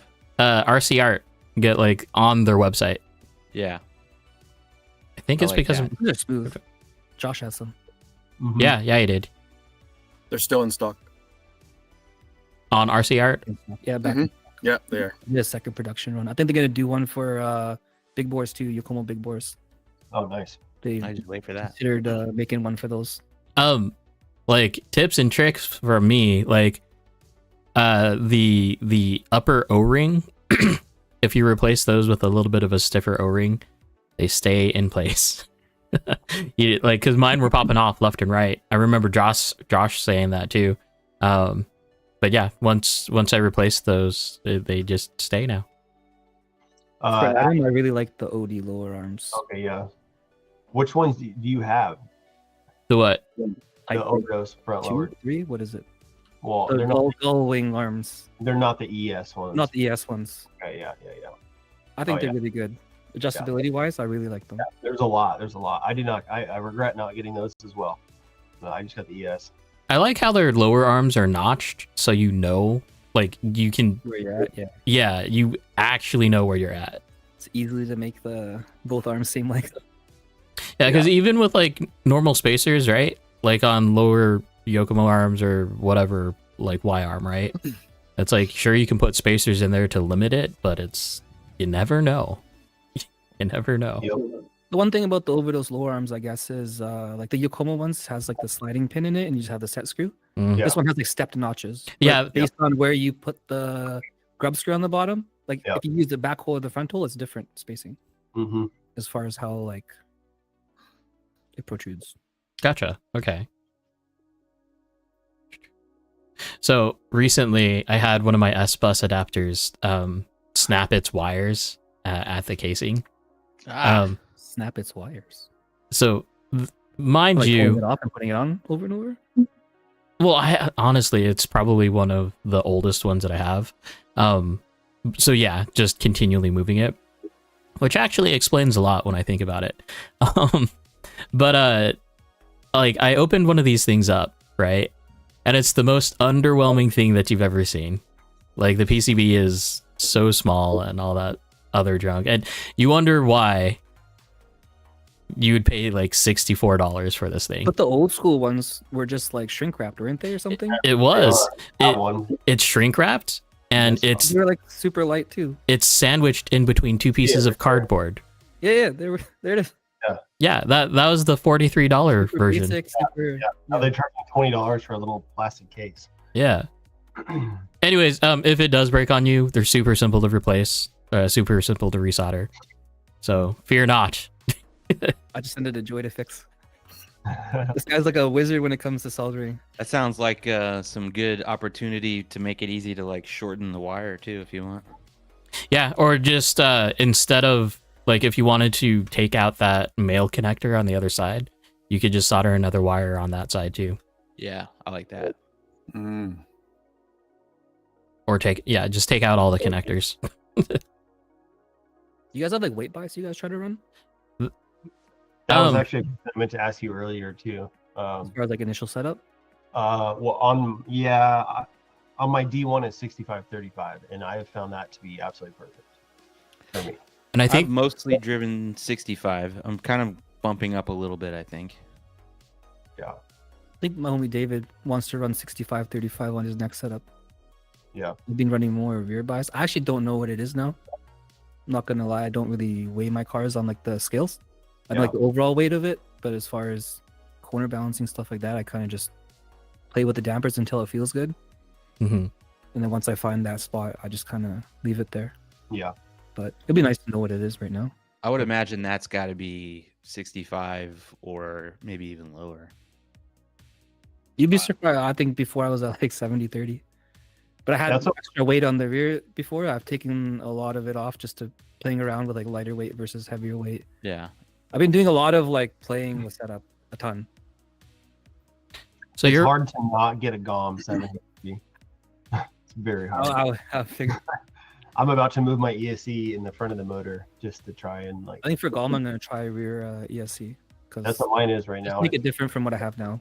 High motor all the way back with the short plate, and I put the motor all the way straight up and down, and that was still effective, but it's still like 69-30 or whatever it is, 20-31. that's what your Gulm is? Yeah. You're not rear motor, right? No, it's high motor. That's crazy. And then the battery is as far forward as I can get it as well with the battery plate. I don't know. Yeah. Too much rear weight for me. I feel like every setup has like a ideal ride height. To be honest, Yeah. if you play with it enough, you'll find like a sweet spot where your car like grips the fuck up. Oh yeah. Yeah. Definitely. It's super. Like I'm happy with the performance of it for sure, but it's just like a little bit more of a pendulum effect than I want. So I just need to kind of dial that in. Hey, Jake, Logan, where is PDX? Oh, It's geez. in PDX. Oh, wait. We're currently. So yeah, it's Portland, Oregon. Currently, it's in Beaverton, Oregon. It's technically Which is- Portland, but it's basically Beaverton. Basically, extremely southwest Portland, but the new track will be in North Portland. It'll which be is- right off of Alberta and Interstate. Yeah, Alberta and Interstate off of I-5. Oregon, come on, Rob. So like literally like 30 minutes closer for the Canadian guys. Yeah, no, Oh, for it's sure. closer than the other track. Yeah. Yeah. It's 15 minutes closer. I say nice as if I'm gonna drive there. Joey will drive. I know. It's when I'm there's just sleeping the way. when there's no traffic, it's 10 minutes from my house, which is super nice. It's Well, really don't bring it's up a lot closer to traffic. the airport. I'm Hector. probably not gonna have a track in my garage anymore because I'm just gonna be able to go to the track. For reference, Really? I live in the same city as 88 RC. Yeah. Joey drives from like a different city, and his I beat commute him- is and I probably beat him shorter there. than mine, just because of stoplights and everything on the way. Yeah. That's a Um, weird area though, because there's like just like country roads. I don't know. It's just an odd area. RC Hectorius is asking how close to the airport is the new track. It's much Oh. closer to the airport. Like 10, 15 minutes. Like, Yeah. it's literally super close. Straight shot. Yeah. Literally just take Marine Drive, or I mean, I guess you could take the freeway, but John, we have not moved yet. We don't have a hard opening date for the new place, but sometime next month. for sure PDX in Beaverton is closing like the 21st, 22nd. Basically, yeah. Sunny. Yeah. Yeah, when you're 5 a.m. There's no traffic. So the new track is basically, we're gonna go until somebody doesn't want to drive anymore and we go home. There's not really like a closing hours, so that's a good thing. Yeah, we can just stay open until we're sick of driving. Drift to death, somebody will probably die. Yeah, but someone might actually die. That's true. whether just by staying up for too long or getting, being outside too late. Yeah, exactly. Yeah. Yep. We'll leave it at that. So I think getting all the parts for an option Galm is literally like 100%ing any console game or whatever. This is insane. It's like Pokemon, dude. Oh, it's Gotta fun. catch them all. Yeah, pretty much. It was actually like, I think when I looked, a lot of stuff was in stock, and then I looked on like another site, I found everything else I needed. Yeah. So I was like, "Fuck it, I'm gonna do it." Do you have the rear body mounts? Yeah. Hell yeah. They released them. They got PO out. No, They'll be- no. The real question is, do you have the rear ESC mount? Yep. Yeah. Ah. Shit. Somewhere in there. God damn it. I don't Me have go That one has the last. Oddly enough, Elite had one. Elite Drift Shop. dude. I Yeah, ordered you're one through Aiden. so lucky. So Yeah. It was the We only haven't- one I found in stock anywhere. We haven't announced officially anything just yet for Drift to Death, but I think the plan is still same as it was before. So August, it's like Whatever. August 23rd. I think it's the Weekend. third weekend of August. Yeah. Yeah, same time as last year, basically. Sketchy I've gas found station, it. I'm sure there probably is. We haven't really, looked at the area a whole lot. So, When are the American guys coming to Canada? 88, maybe. dude, as soon as you guys stop killing me with your freaking poutine. Yeah. That's Jake, do you want to tell your story about that? No. No. Seems like it's personal. Leave it. we went to a spot. This place was so good, and I've literally told everyone I would go there again and get food poisoning again because it was so good. But I got food poisoning and I was throwing up all night long. So, and then the drive home, I couldn't even drive. I literally got us over the border, and then I pulled over and made DJ drive home, and I slept in the back of my truck. If I was you, I wouldn't be able to eat poutine like for probably 20 years. Oh yeah, for sure. But I love poutine. I'm like, I don't even care. I'll risk it again. I just won't get the meat this time. I think it was the meat. Just too much flavor for my white ass. I wonder if it was the pepperoni sticks. Ooh, yeah. Oh, that's a good. Yeah, I don't know. Could have been anything. No, did Josh eat the pepperoni sticks? Yeah, We know that. he did. I don't know. Josh, tell us, dude. I don't know. Honestly, I think next time we take these guys to Tex Burger. Okay, so where was that place? The burger that you guys posted in the chat. Tex Burger. Is that what it is? I think that's what, half an hour from the track? Oh, Here. Yeah. Hold It's like on. close to my house. It looks so good. Dude, that's okay. Hold my on, God, the hold story on. behind- It's huge. For me, Oh Tex my- Burger, like Americans obviously have like really good burger places. apparently we're But for going me, there. Like locally, I think Tex Burger is Got 'em. 100% my favorite. It's the place that you can eat at like once a month, once every 2 months, Yeah. because you'll get like clogged arteries. But Is delicious, it like a sit down or like you order up a? like a small sit down place. They have Counter tables, serve? not a lot. Counter serve, yeah. Yeah. Okay. That looks delicious. Show the That's, net. no, that's them telling me. So I've never been there before. First time. And Yeah. they go, you got to order, what was it? A Double thing with Tex-Mex. double Texburg. Tex Okay. It's like That's two, stupid. Double That Tex is meat, actually patties, chicken patties, two and patties, beef patties. two chicken patties. 2 chicken patties? Two chicken and two patties, beef 2 beef patties. patties. What kind of bun is that?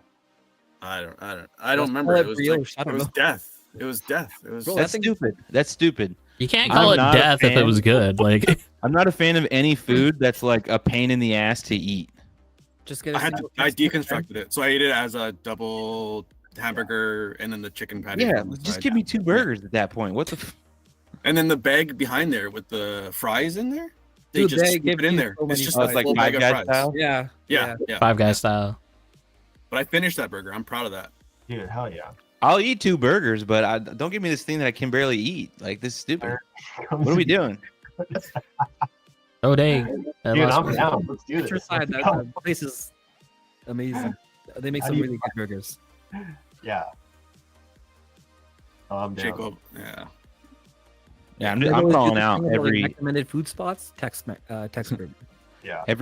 like hipster burger joint that makes a 6-inch or 8-inch tall burger. That's just stupid. They have normal burgers too. Don't worry. It's not stupid. It is stupid. They have like regular people-sized ones too.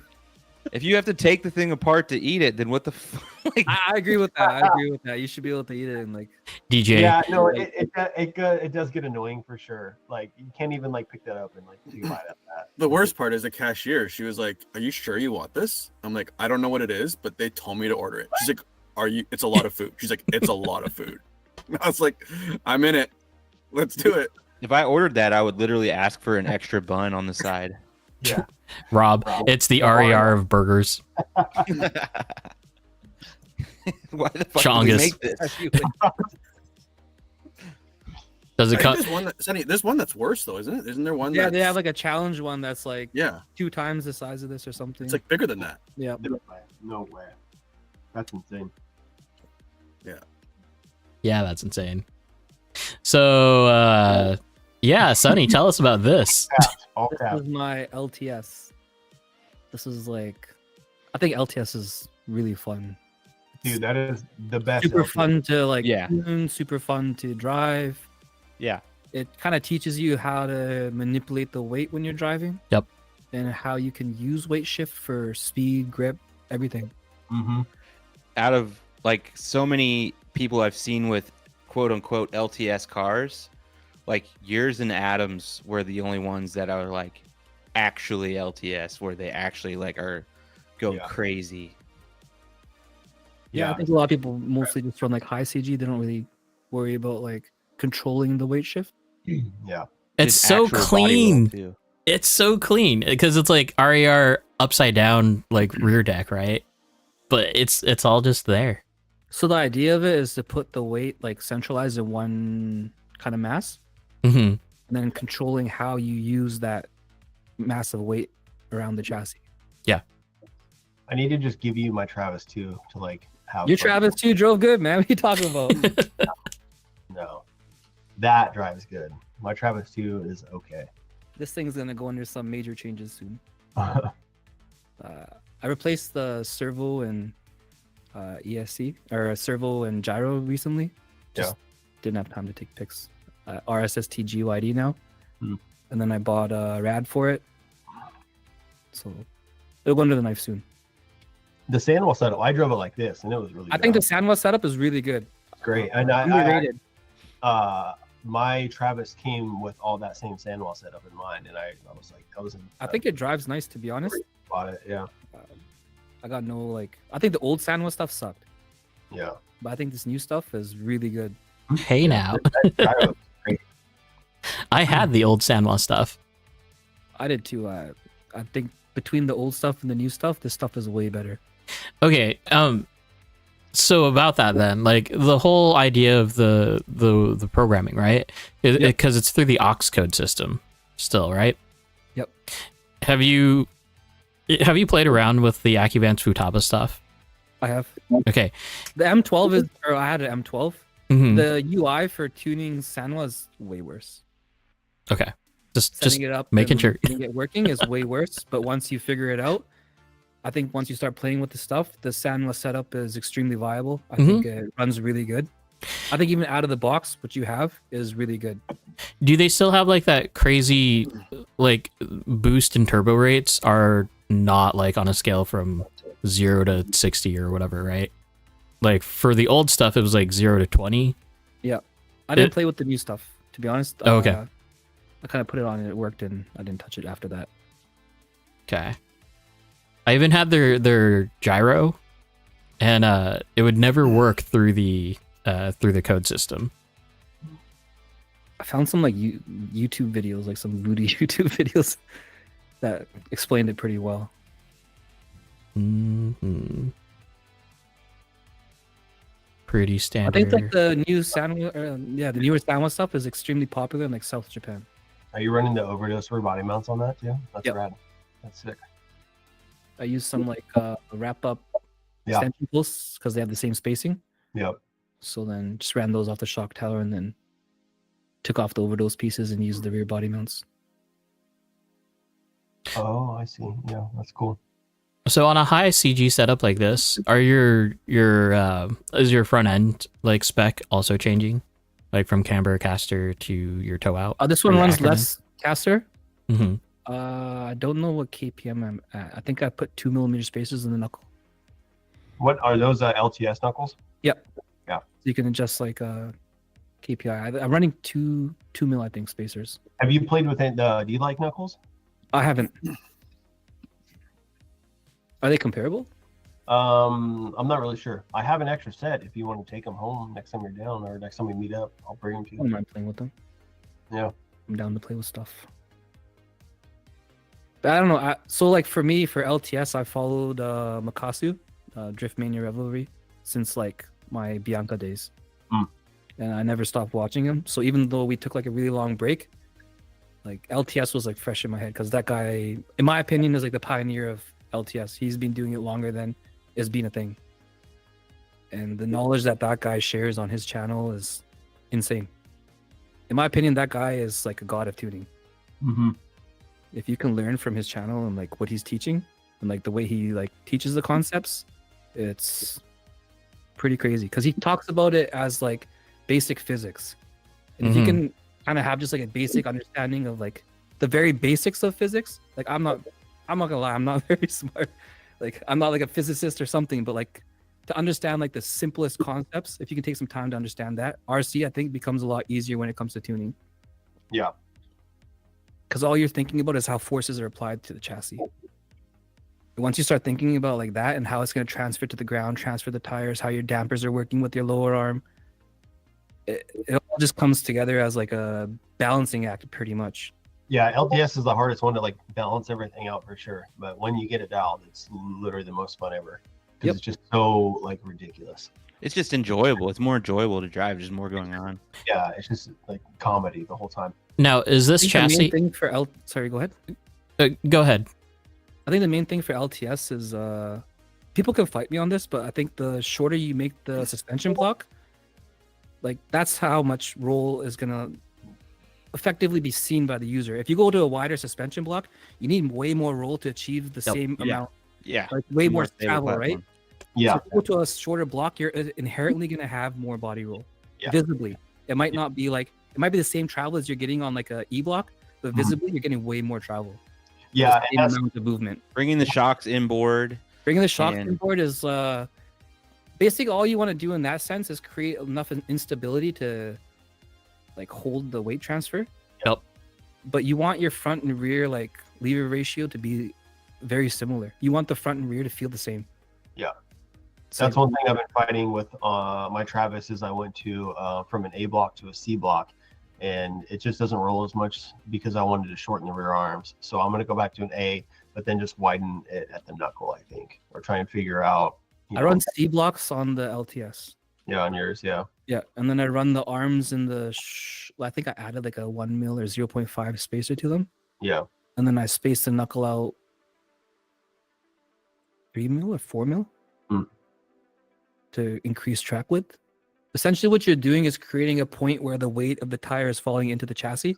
Yeah. So when you roll, that's the weight rolling in, and like the angle of the up arm is helping keep your car in roll. Mm-hmm. Rob is asking you, Sonny, are your wheel offsets same front to back? On the LTS there, I think it's 7.7.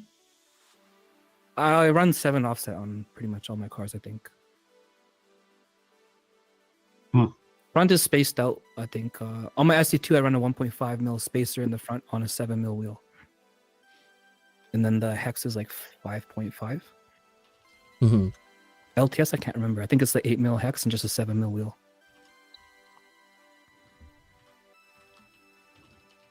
And are you running 3 gear or 4 gear on this transmission? 4 gear. I think 4 for gear. LTS, 4 gear is the best because when you're letting off, you're pitching the weight to the front. When you're getting on it, you're pitching the weight back. So you're in full control of how you want to shift the weight around the chassis. Mm-hmm. I think 3 gear works, obviously. People run 3 gear, but for me personally, 4 gear is how it should be run, in my opinion, Mm-hmm. or what I find most enjoyable. And are you running? Is this toe block in the rear upside down? Yeah, I run. So for that, if you want your LTS to run well, in my opinion, you want your CVD to be like in line with like the axle and the, I guess, the drive cup. You don't want the forward angle that you would have on like a racing chassis. Mhm. Anytime you get on the acceleration, your CVDs inherently want to straighten out. So anytime you're in angle, your car's leaning over, and say you hit turbo, your chassis is essentially going to go from roll back to like flat. So like angle of CVDs is important. And Yeah. then the reason why I have the rear chassis block, the toe block flipped upside down, is to prevent the forward pitch off throttle. Anti-squat. Yeah. Racer Everything to make the terms. chassis more balanced. Controlling the pitching of the weight. Hmm. That's basically what you're trying to control on the LTS. And And that's where you're going to find all the grip. And if you think you're going to become slower off of like a running anti-squat, I don't think that's the case. I No. think it's just a different driving style. yep, agreed. Because I switched to that for a little bit, and yeah, I liked it actually. I really like anti-squat. I think I need to like play with it a lot more to get it better. I switched back to the pro squat setup now. I think you have more forward bite. Hmm. Essentially what anti-squat is doing is like anytime you're going into a corner, your leading wheel is gonna basically like your arms like coming backwards. So you're increasing the wheelbase on the chassis under squat and under roll. So essentially you're getting a more stable platform on throttle. Noble So you can two- like hit a transition and get right back on the throttle right away. There's no like delay in it. very Noble. Noble 240 says anti-squat gives you better steering on power. You can get right back in the power really fast.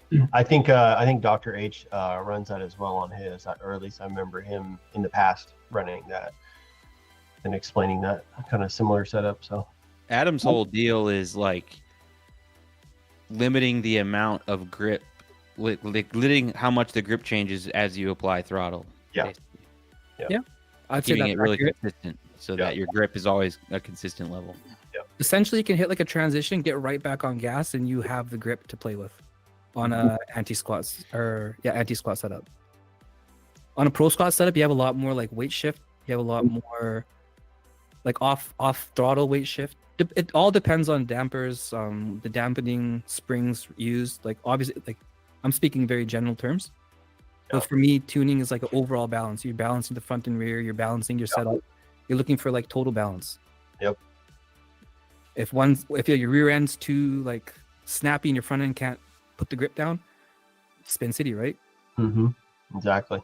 So you have to find that balance of front and rear grip, and then just how you apply it. Joey, on you're just running stock RDX basically, right? Yeah, I guess with the carbon option. Yeah, but Yeah. are you running any pro squat or NA squat or anything like that on yours? So I started with the pro squat, and then Sonny introduced me to the anti squat, and I was on that for quite a while, and I will agree like fully with him. It actually feels amazing. Yeah. But the setup needs to be tuned for that. It's not a Yeah. matter. You Like, can't just run like a. you can't just flip your toe blocks and expect Nothing it is to going to work. make it better. Yeah, you gotta. Are you running TK block or just standard? Like, So yeah, now I'm running TK with no spacers on the rear. okay, yeah, just flat. Yeah. Just flat. Nice. So I guess Yeah, your turn, for Joey. my setup, yeah. I'm not. It's like Sonny teaches me almost a lot of what I know now. He's my afro now, and then we got Noble in the chat. He's like Yep. racing background. He's Yep. taught us another level of tuning. But for me, I have literally gone full circle, and I'm back to where I was with afro. So like when I build a car, the front's going to be as wide as possible. Mhm. So I think the rule is 230 for Super G. Yeah. I'm Matt. probably like right at 230 or Oh wow. 225. What's your rear? Do you know? 195. So that is exactly what my Dom is. 225, 195. Yeah, so that's like almost the same. And then the front's Same mindset, front and wide. Yeah. And, We were just talking about this in our chat. the front should be as wide as possible. Yeah. That Big you just pit, get as much small ass. front, as much front grip, as much movement in that front suspension because it not loosens it up, but it softens it up. Yeah. Being wider. So the more front grip you have, the more rear power you can put down. Mm-hmm. So Yep. Yeah, like the And then front gets more leverage on the whole chassis. Got more Yeah. control over it. Yeah. I still run 0 Ackerman, so like it's parallel through the whole suite. Yeah. I run 9mm wheels on the front. I've always run high scrub on the Mhm. front. Mhm. Some people are like so against it, and Yeah. I don't know. For me, I haven't really noticed a change from like high scrub to low scrub. Like high scrub, you gotta like hack your bodies, and I think it looks. The body is the biggest problem because you Oh, gotta. obviously, Yeah. for Yeah, sure. you have to make a huge I like hole. things that look good. So But what are you talking about? Like all the new addiction bodies, like with that like weird diamond cutout, right? Like they Well, yeah, fixed a lot it. of the new like the MST bodies, like how they're not like a round wheelhouse. It's kind of like They're like triangular. square. Yeah, like the Lambo style. like that. Yeah. you know, Yeah. like that helps a lot. Yeah. But I mean, if you're running 230 watt, if you're running max width, you're monster trucking anyways. Like Yeah. that's not tucking under any fenders. Uh, How much camber you run, right? yeah. Yeah. Run negative So that- 16, you're good. Yeah. I don't think I'm at that. I think I'm at like negative 10 or something in the front. Yeah, but you have like a 208 body. I know it's too wide. But even just like as like a driving performance of the chassis, like fuck the body situation, but like it's Yeah. still I don't notice any difference having a wide scrub versus a small scrub radius. So To be honest, I've never tried I've never tried to run a low scrub. I've never run a lower offset wheel and then widening the front Yeah. lower arms. I've never tried it, but it just works. That's why I've never like deviated from that setup. I would guess that the trade-offs that come with that are just not worth it, right? Like Yeah. if you're Yeah. running a lower scrub, then you have less clearance on a lot of stuff and versus I mean on the suspension parts, not the You body. gotta be a lot more like resourceful and shaving shit down to get good angle. Yeah, exactly. Well, it's more about like it's not just body clearance, right? It also helps with it can help with like the actual leverage action because of scrub, right?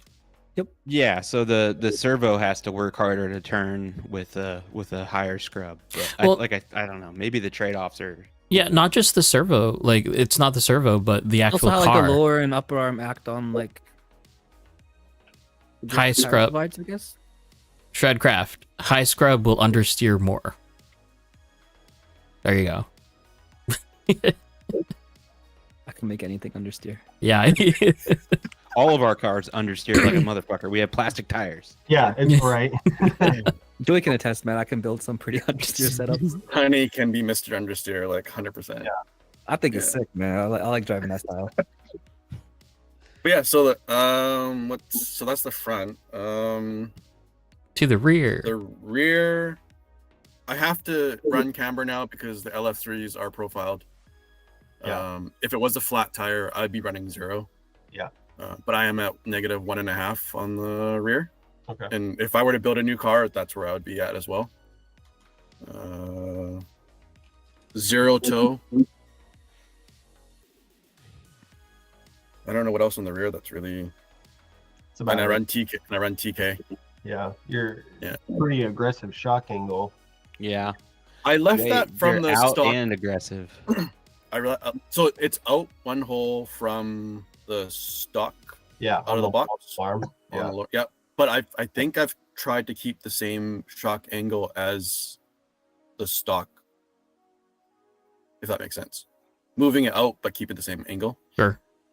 did you move Yeah. the top out too? I did, yeah. Okay. Yeah. So I tried not to deviate too much from what that stock setup was because it works. Yeah. But I don't think there's anything else really on the rear that I run the 8 toe blocks and 42 mil arms now. What's the diff? CLSD 4 gear hard. You just bummed Miko out, man. Yeah. I'm totally not a fan of the CLSD or anything. Like if I had a choice, I'd run a spool. Oh, What? Oh, These guys Wow. You just bummed everybody out, man. That I was know, die by the spool. So, I can explain it. I can explain it. Is the gravity different in Canada or something? yeah, right. 100% it is. So with the CLS, I made the CLSD work and it works great, like the way I built it. With the open diffs, I find it harder to get the cars sideways or rotate the car when you really need to. Yeah. So a CLSD or like let's just say open diff will not want to rotate. It'll just want to like dive forward. Yeah, I got you. So with the spool, and it's probably just all over the years driving a spool, I'm so used to like if I'm beside someone or I'm coming into a clipping point or a zone, I was like, I need a little bit more angle because he's got a little bit more.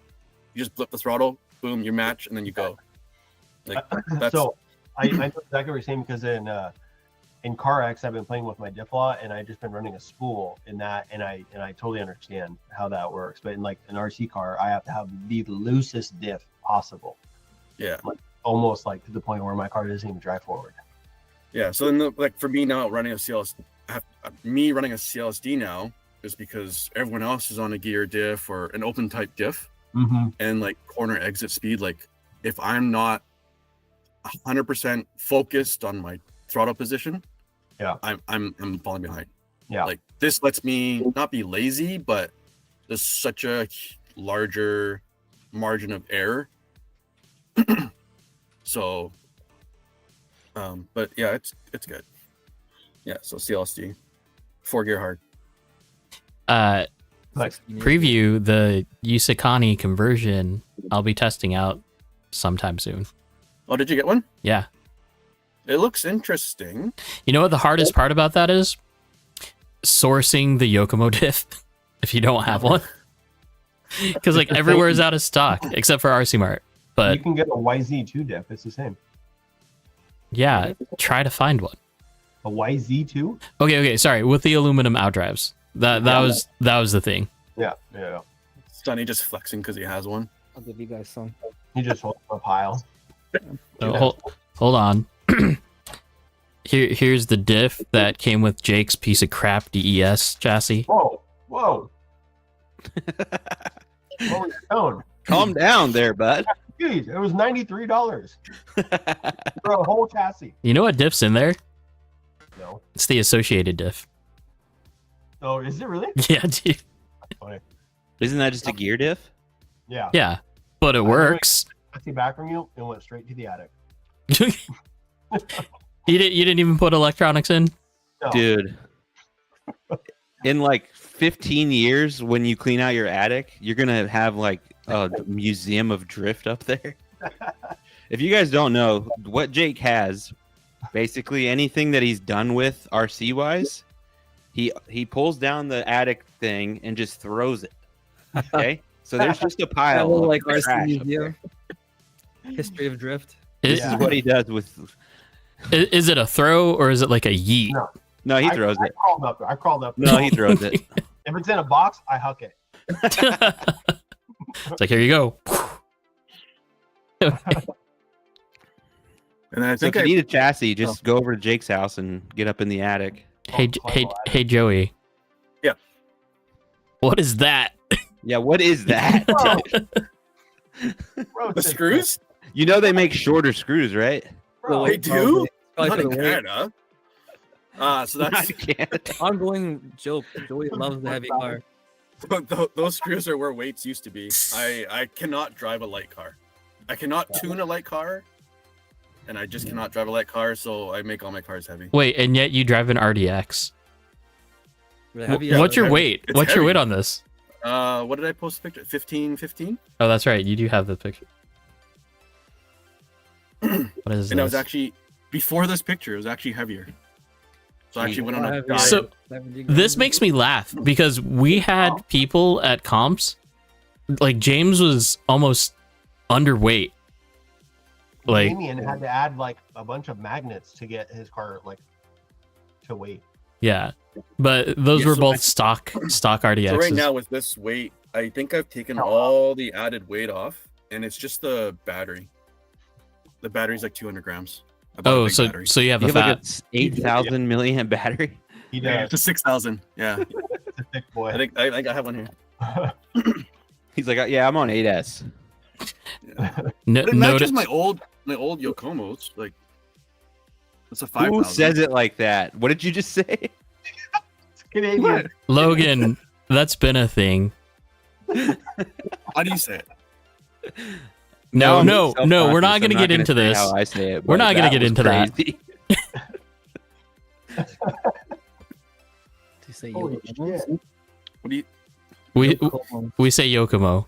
Yokomo. What did I say? Try it. Yokomo. The Yokomo. Yo, Como. Yo, Como, dude. It's yeah. Pretty sure we all say Yokomo. It's one word. Yokomo. Yokomo. Yeah, when you guys say it, it's 3 words. Hey, chat. How do you say it, Sonny? Go to it, chat. How do you say it? Crap, dude. Yokomo. Yokomo. Yeah, but now you're thinking about it. Yokomo. Yokomo. Oh my god. Yokomo. I'll I test run him the tomorrow. Yokomo. See what he says. Yokomo. Oh man, I'm dying, dude. That's too funny. Yokomo. SD. Yokomo. Yokomo. How do you say Yokomo? Yokomo. Like, Yokomo. Yokomo. Like it's a fucking race, dude. I mean, people have been laughing at me for 15 years. Well, I don't know. I mean, I think if you're in Canada, then you're good. Canada. Two different words, man. Canada.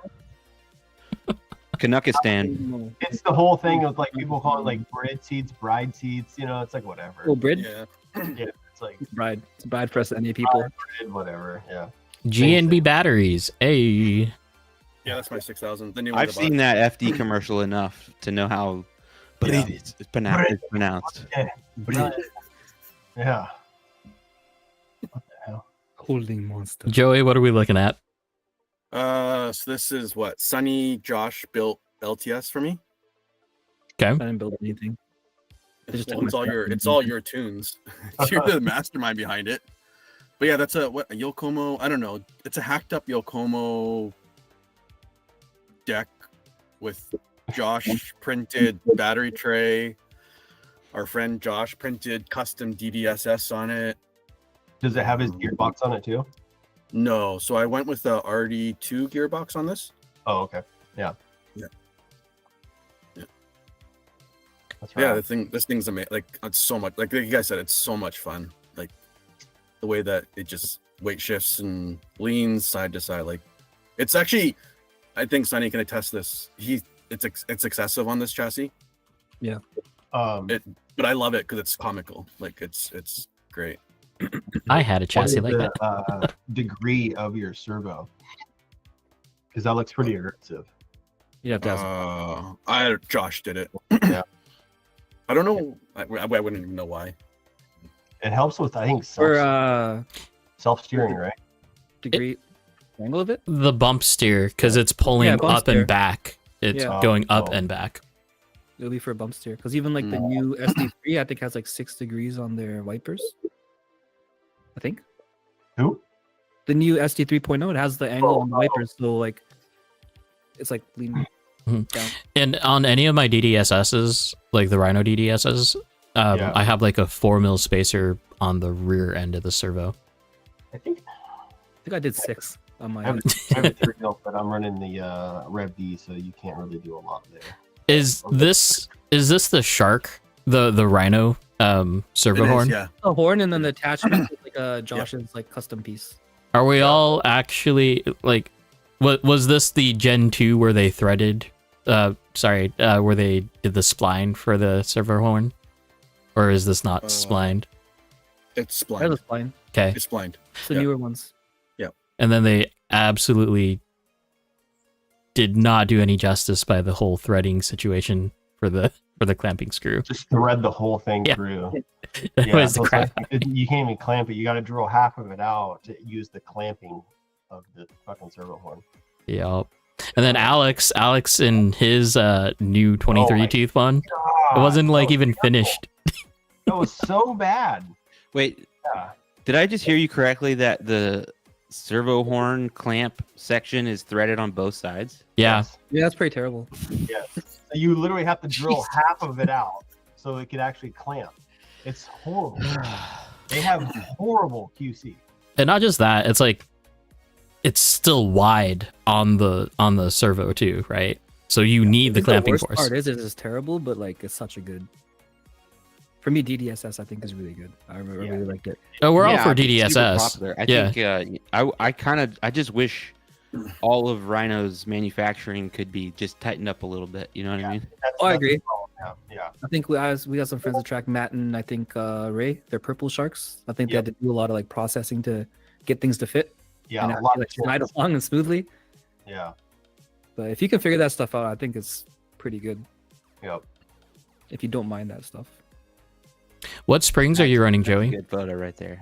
Those are the wrap up. What are they called, Sonny? Wrap up something? Springs? Compression springs? Yeah. Do you know what the spring rate is? Or what color it is? The There's hard three- there's only here three. and then the There's like yellow, blue, and something else, I think. Yeah. There's only three Yeah. colors. For me, I run the hard on the rear. I think for Right. LTS, the front end setup, you can pretty much copy like a Red. racing car setup and it'll still work. yeah. So I got reds on the front and then blues on the back. Yeah. Yeah. Okay. Man, back when I posted my car, roast my rig, I got so much crap for how much preload I had. Yeah, but this is an LTS, so it's different. In my opinion, compression springs, you can like max out the preload and it'll still work. Yeah, you have to. Well, this is with the battery on, right? If you take the battery off, then the thing's just jacked. Yeah. Yeah. That's how my car sits like that. This is Alex's servo horn that he got. It's like You not gotta all the zoom way. in on it, though. There's There's nothing there. There you go. What? Look at that, dude. Look at that. There's like extra material down at the bottom of it. And he like scraped it out. Yeah, so basically, And then they anodized over it and like locked it in. I'm glad mine worked out pretty good out of the box. Yeah. Maybe I lucked out on the batch. I mean, that's a pretty hard feature to manufacture, like splines in a counter bore hole like that. But Yeah. that sucks. They're paying someone 4 cents a day to make these things. Like, Facts. you get what you get. You know? You get what you get. That's definitely lowest bidder manufacturing for sure. Yeah. Then we'll come to the rear here. That's the thing, is you can get good stuff from these places. It just costs more. Yeah. Yeah. What level do you want? Yeah. So it's the same setup as like what Sunny has. It's very narrow toe blocks, Mhm. Yeah. and then the shock mounted. Very in. narrow toe blocks. Oh. Shocks pretty inboard. And Those are vertical. printed. Those are printed toe blocks by Josh as well. The Yeah. more you angle your dampers, the less roll you're gonna achieve. Josh Yeah. is just The one more stop. grip you'll have. It's like 39.5 minus 5. Or respect, I guess. Actually, you know what? I think I have Josh's arms on there. Or someone's Yeah. arms on. Yeah, those Yeah, are I Josh. think, Those I are think Josh. Josh. Galen gave me some printed arms. I haven't put them on yet, but those Yeah. are Josh's arms. Oh, I think those knuckles too are his knuckles as well. He printed Printed version of the wrap up ones. wrap up knuckles. Yeah. He made It's a literally- replica. Yeah. He literally He made went to town. versions of wrap up. Yeah. Yeah. And then your upper link angle, is that just to promote LTS as well? Roll. Sunny, you can. They'll like answer that. lock you into roll basically. Yeah. It depends how you play with it. I think with Joey's setup, it's a bit different than mine because his like outer pin, sus pin is pretty far out towards the wheel. Mine's a lot more inward. So where like it's like a leverage point basically on how like the tire is acting on the chassis. So if you move like the tire out from the pin, essentially like your leverage point increases and it's gonna fall in towards the chassis, right? Mhm. That falls in and like your chassis rolls, the upper arm is coming down at an angle, it'll hold the angle a lot better. Yeah. Essentially. I know, like with that, well, you have It's not not the only do angle. you have a lot of angle, but the mounting point is further inboard, which obviously that's the roll aspect. I But actually if you run my play- upper arms completely opposite of Joey. I run short upper arms. Oh, that's funny. Longer ones.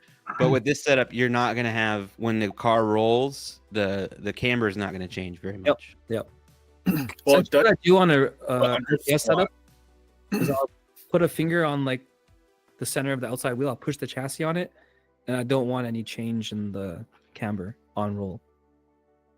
Yeah. That's how I kind of set mine up.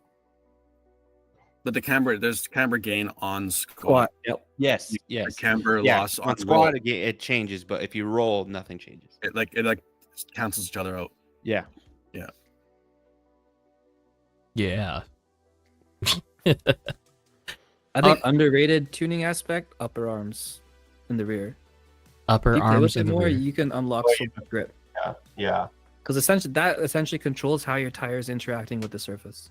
Yeah. You mean kind of like what RevD did with their when you bought the active toe kit, how they did theirs. You can move it forward and backwards.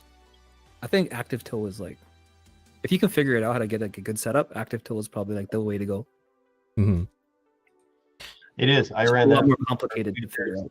I have it on like 3 of my chassis. It's nice, but it's very complicated. Yeah, but if you can like nail it, I think it's probably the best because you can tailor it to your driving style. Definitely. But I Mhm. mean, when it's off, It's off. Yeah, that's facts. That's facts. When did Austin get a pigeon chassis? Last weekend? No, he got it before he went back to work. So I think it's been about 3 weeks or a month. I mean, the first time he drove it was last weekend. Yeah. He just recently drove it though, but it's pretty nice. He had it rear ESC, and it was just too much of a pendulum effect. When you're like in angle in the zone, it just sits there. It's nice, but then I had to move the ESC forward, and then it's like, no, it's really good. That's Seems flex a lot, don't they? What's up? They have like a high flex rate. Yeah, I don't think it's much more than like any other, like, I don't know. It's not like the flexiest, but it's not like the stiffest either, you know? I will say my SD2 is like a brick. Yeah. It does not flex. best The chassis. DDSS added so much rigidity to the front end. He still has to get like the new style front end, but I wish their stuff was not so expensive. Like, Dude, like you think Galm is expensive? insane. It's right there at GOM pricing. Honestly, for a full TDP, you're looking at a full option GOM. Yep. Yeah, it's crazy. And the chassis are like 2 millimeter thick too. They're thin, very thin. I was shocked in the shock tower. Everything, it's super thin. But I love the amount of innovation that goes into it as Yeah. well. Like all of the new TDP front end is like super sick. Yeah. It is. I still need to talk old man at the track to give me his chassis to build it for him. So if you haven't noticed, we're switching gears again. It is 9:03, so we are a little bit past time. We're gonna go for a little bit longer. Yeah, I still have another beer, so we're good. Yeah. So, welcome to Roast My Rig, you guys. There's not too many there. However, if you are interested, you can post your chassis in Roast My Rig, and we might make it through. Who knows? Thanks, Austin, for doing the cover up for me, please. Yeah. Fucking Lance. Everyone here has NS to FW servo stickers. Oh man. What is this, by the way? It's a shark? MST. That's a shark. Yeah, it's a shark. Yeah, that's on Lance's deck. Yeah. Like that I Question for you knew. guys. You guys notice the LF3s that have the white face or white print on the side different than the older ones? I'm too new for that. What do you mean? So like there's the I guess older LF3s, they didn't have the white font printed on the sidewall. Yeah. And then like we just I guess Aiden the 88 just got in a new batch and they have the white printed on the sidewall. Huh. Do you guys know the difference between the two tires? I've only ever driven the ones with the white on the sidewall. Really? Yeah. We had My SD2 has a picture of the front. Those are the old ones. It's like a faded out LF3 font. The new ones are like a more prominent white, printed. Yeah. and You know the what? grip level is like insanely different. I'd never noticed this, but I literally have 2 or 1 of each, and I didn't even know it until you just. said Oh. that. I might be Yeah. tripping I too. wonder I might why- have driven the other one too. That's insane. How old do you Have think you- the ones without the printing are? I think we just started seeing them at the Matsuri. So And- yeah, when and- they had and- like and our 88. Matsuri, That's when I bought new rear tires, and Yeah. they're a lot different. The compound's a lot different. So the laser They look a etched lot ones, different. the new ones, we find that they're grippier. Yeah, Judd had the same thing. Old ones on the front, new ones in the rear. Yeah, Yeah. I haven't tried it all around yet. I was running one. Yeah, that's crazy. I'm not gonna do it now, but now I want to look because maybe I'm just tripping. Logan, you have all new ones. Okay, Oh, we have. Is that's what I thought. You have all new ones. Just know that. Well, I've only bought LF3 since we got our tile, so Yeah, and every single. Maybe that's why, because you guys just got your tiles too. That's Yeah. why. You guys ever show yeah, that's what I was saying. I'm too young for this. you guys ever show up the track with like older tires and like everyone puts on new tires? Like, fuck, my car sucks. Yes. Yeah, Yes. They're tuning it, like everyone tells you, like, oh, we put on new tires. Like, oh shit. Well, on our old surface with the Yokomo tires, I would only drive my P's on one side. I'd flip the rears. I'd only drive them for like 2 weeks. Oh yeah, competitions were. It was like, oh, when are you changing your tires? Yeah, but I've been driving the same LF3s basically since we got back from Worlds. Same. And I actually drove these before Worlds too, and my car is still perfectly fast. I drove these at 88. Yeah. I've been driving them all. But maybe that's because we're all not changing our tires. Wait, what does No, it's perfectly P's. fast mean, Jay? What's up? My car is perfectly fast. Faster than everybody else. Right? It's perfectly fast. I'm You faster. can tandem with everybody, you're good, man. Exactly. Nobody can keep That's not up. how we roll, dude. You just have to be faster than fuck that. It's a race, dude. We Yeah. we It's a race. goddamn race every day, dude. Oh, This is fitting in at 88. Got a lot of All respect. right. So what the heck, Austin's My first raving roast on about this one is obviously the Miles? standard brass body post stack. Going into a plastic servo horn. Wait, roasting cars now? roasting so- cars. Yeah, All the the roast. Brass standoffs? Trash. Are the Servo brass mount standoffs into the PDX standoff thing? stack is pretty cringe. I'm not. I'm sorry, Joey, but I'm not a fan of the AccuVance battery plugs either. Well, you can just leave the chat. All right. Oh. he's Just required out. to run those. But it is kind of crazy to have those and then standoffs into servo mount Yeah. body posts. The only reason I don't like them is because I have ran every other side or style where you solder the plug on and then you put the cover on it. Oh, you have to put these on first. Yeah, exactly. I was Yeah. like, God damn it. I'll The tell you problem what. with this is with the thicker gauge wire, Yeah. you actually have to solder the bullet and the wire at an angle, Yeah. slight angle, Yeah. or it won't pull through. That was I actually a fought- question in the chat earlier. What do we think about 14 gauge? I run You're on 12. 13, 14. I think it's fine. 14 should be RC fine. drift, this shouldn't be an issue.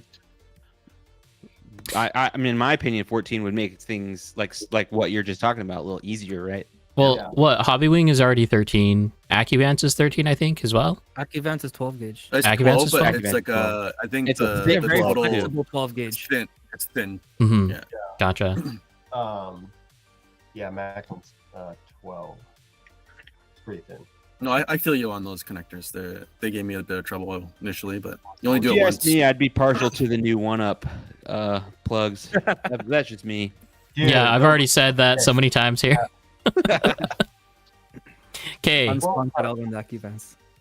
RDX. Austin's RDX. More brass. More brass standoffs, dude. Hey, Let's not. Can we not? This is a brand new car. I don't think he's even driven it yet. No, he D probably like has. motor, D like motor, nice. He emptied his entire Amazon brass standoff box on this car. No, he didn't. Oh, man. I know because there's way more.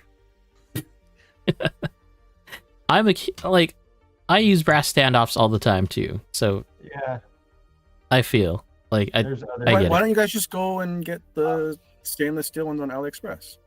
Exactly. I have Why a not? thing You against can get 'em in AliExpress. black. You can get. We got to pay the tariff fee now, though, dude. Oh, Well, they will. AliExpress won't even ship to us anymore, dude. Yeah, that's true. Well, actually? No. Oh, I was gonna say that was suck. Yo, I It's saw this earlier. This thing's sick, man. I like the green anodizing. Dude, yes, actually, Ben's car is I thought this rad. thing was fire, man. So rad. Yeah, Yeah, I I saw saw it. the barrel springs. Yeah, this is a very fresh build. yeah, I saw it in parts. 100% dig the green. It was missing its But he's front. got like a. I'll wait for you guys to switch to pictures. We'll roast it a little bit. Yeah, oh, here. It's very cool. It's a Bluetooth wiring setup. SEMA Hey. build right here. I've donated bearings to this chassis. That thing's sick though. Yeah. I fuck with the green. Yeah, I'm a big fan of green. Yeah, I you told are. them don't leave that unattended around me. Dude. That servo is in a different time zone though. It's fine. What are you talking about? This is like stock. It's beast mode. So the beast mode chassis moves it further back. Mm-hmm. Do you guys prefer like further back servos or like a little bit more weight over the front? I'm pretty happy with the weight balance that I got. You know what I mean? I don't need to move the servo back. I like mine in the front. I like the front one. I like it on the front better too. I tried the rear servo on the SD2. I think after I switched to the front servo, it felt a lot better for me personally. I definitely want to Yeah. drive the front though. It looks freaking cool. All that is weight balance, right? Yep. I mean, Yes. 100%. But front weight is key. Yeah. It That can. front grip. The front grip is key. yeah. If you're running 65, it's good. Yeah. I think a lot of people like the way that feels. I think But a lot of people run 70 because they like the speed. I don't know. trash. So I have no idea why I have disappearing people all the time right now. Oh no. It's Yeah, like- I've been gone for a minute. No, you've only been gone for This is a Probably mini a minute. MC1. Yeah, that's mine. All we have left is Joey. Oh, It you looks can't. like a tiny MC1. I was like, the chassis looks tiny. Yeah, you that's can't sick. see me because I'm gone on the freaking live stream. But I mean, yeah, I got hey, it. Dude. I'm working on it. Yeah. So mini MC1, pretty classic for Northwest people. Yeah, this says What full, wheelbase is these things? full Rev D or active. So this is like full option. What wheelbase do you guys run on these? These are 220. yeah. 25? Yeah. Also like M chassis. Yep. Yeah. Yes. Yeah. So that's their whole deal. Like Lance made this deck so they could run those Miatas and stuff. I feel like M chassis are super fast. They are. They're Really all of those fast. cars Crazy that fast. you guys have. DJ has one too. They're all fast as DJ has an actual M chassis, but they're all fast as hell. What do you mean There's no actual way to M know chassis? What are you Auto talking? Hobby Expo had him let me drive his like mini LTS thing. Yeah. I don't know what it's called, but that thing was sick. That was one of these, but LTS. No, I it don't wasn't. know. No. So that was That a wrap Yogi, up. huh? No, No. that was No, the no. wrap up next. Yeah. I thought you let me Uh, drive it was a Wrap mini up. version, wasn't it? It I was. remember It, it had like a mini But it's- body yeah. on it, and it was Wrap up extremely next. fun to throw around. it was a mini wrap up next, so it was still 225, but it was a Nervous with a VX stock 2.0, That thing was fun. and the I had battery fun. was like literally touching the ceiling on the yeah, it was sky body. fucking high. These are fun. Yeah, it's fun. Those are fun cars. I'm gonna bring mine tomorrow. I want to drive it. I haven't driven it in months. Don't put a tiny motor in this. I didn't like it. No. I'm not touching. I'm leaving it exactly as it is. Just bring it. This is like a time capsule. You guys all need to get like ND Miata's bodies or something and just all run them together. NDs. Oh yeah, we do have NDs, huh? We do. No, That's I right. think so. Maybe MX5. Well, I don't know. You guys do. I don't have You have an ND, Josh. Wow, Josh, Jake. Wow, what the crap? ND. We have to roast. Look at this Show me your wiring. Miata. Yeah, that's the newer one. Unacceptable Yeah, right. wiring. Whoa. Nothing wrong with that. Unacceptable. I can see them. I can see that. I do hate the ND Miata, and I work for a company that sells parts for ND Miatas.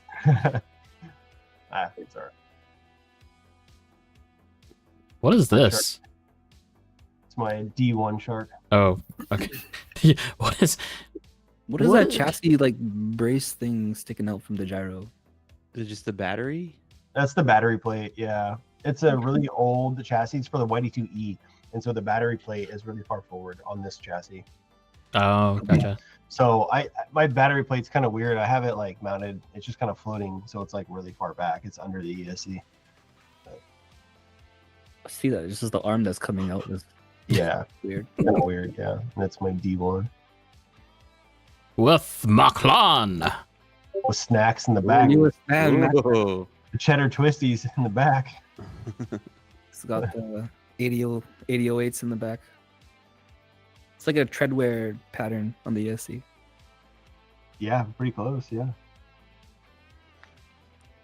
I'm interested to see how they turn out. Competition's always good amongst the market. Oh, for sure. Yeah. Well, as long as they follow like their drag racing setup, like on the ESE, they'll have no problem finding like the tuning nerds. because it'll be so much more finite. You know what someone needs to do? They need to make like an adjustable drive frequency based on like throttle position. So you That- can run no- like a low drive frequency at like lower throttle, and then increase it as you're going up the throttle range, so you have more modulation at high throttle. Oh, Interesting. I think okay. that would be sick. Rob says that he sent me a picture. Hold on. Like They a had that frequency for drag. curve, basically. Yeah, definitely for drag racing, that'd be absolutely perfect for that, for sure. Drag racings. Yeah, McLaren Drag was racing like is a trick huge track. in drag racing. Yeah, Macklin's like big into drag racing. Oh, I remember this. This thing is cool. Hold on. Post it. So let's keep rolling. Oh, hey Jake, remember when we were talking about slipper Yeah. clutch on? Yeah, Yeah. I- I think I've seen Rob running it, yep, and that's where I got the idea from. yep. Me too. I still want to do this. A slipper clutch on a drift car? Yep. Yeah, Hold I on. remember- Would that ever even actually slip? How do can you even know? Make it loose enough? Yeah, you can. Yeah, you can. Okay, hold on. I want Let to me do it really bad. Really bad. Gotta get Jake back. There we go. Okay. Oh, wrong one. Here we go. There we go. Slipper clutch. Yeah. Is that the no, that's not the twin. Oh, that is. I can't tell. I don't think that's a twin. So Yokomo one, right? From like the B-Maxes? Yeah. Well, you used. I think you used the BMX top shaft, and then I don't remember the other parts. Adjustable drive frequency. Yes, it is. So then there's this. This is crazy. And I know that we've seen it on stream before, but this Yeah. is so crazy. Chain driven. Chain Imagine, drive. Drive? imagine the That's insane. sounds, dude. Probably Oh. sounds crazy. Yes. It seems extremely unnecessary. Oh my god, dude. This is the type of thing I could see like Elliot doing this. Oh yeah. Oh, totally. BMX mod. We'll call it BMX mod. I like how there's like a cover over it, dude, in case he snaps it. So is that belt or chain drive? It's chain drive, right? It's chain. That's Yeah, a chain. sick. It's Yeah. a chain, yeah. I want to do dual motor direct drive, like small Oh. motors in the hubs. What style, dude? Yeah, Tesla style. Imagine Torque that vectoring, baby. 10,000 RPM, dude. That'd be insane. Old man. Josh, I Josh. want one of these so bad, dude. This is the fucking ultimate chassis right here for me. JRK. JRK5.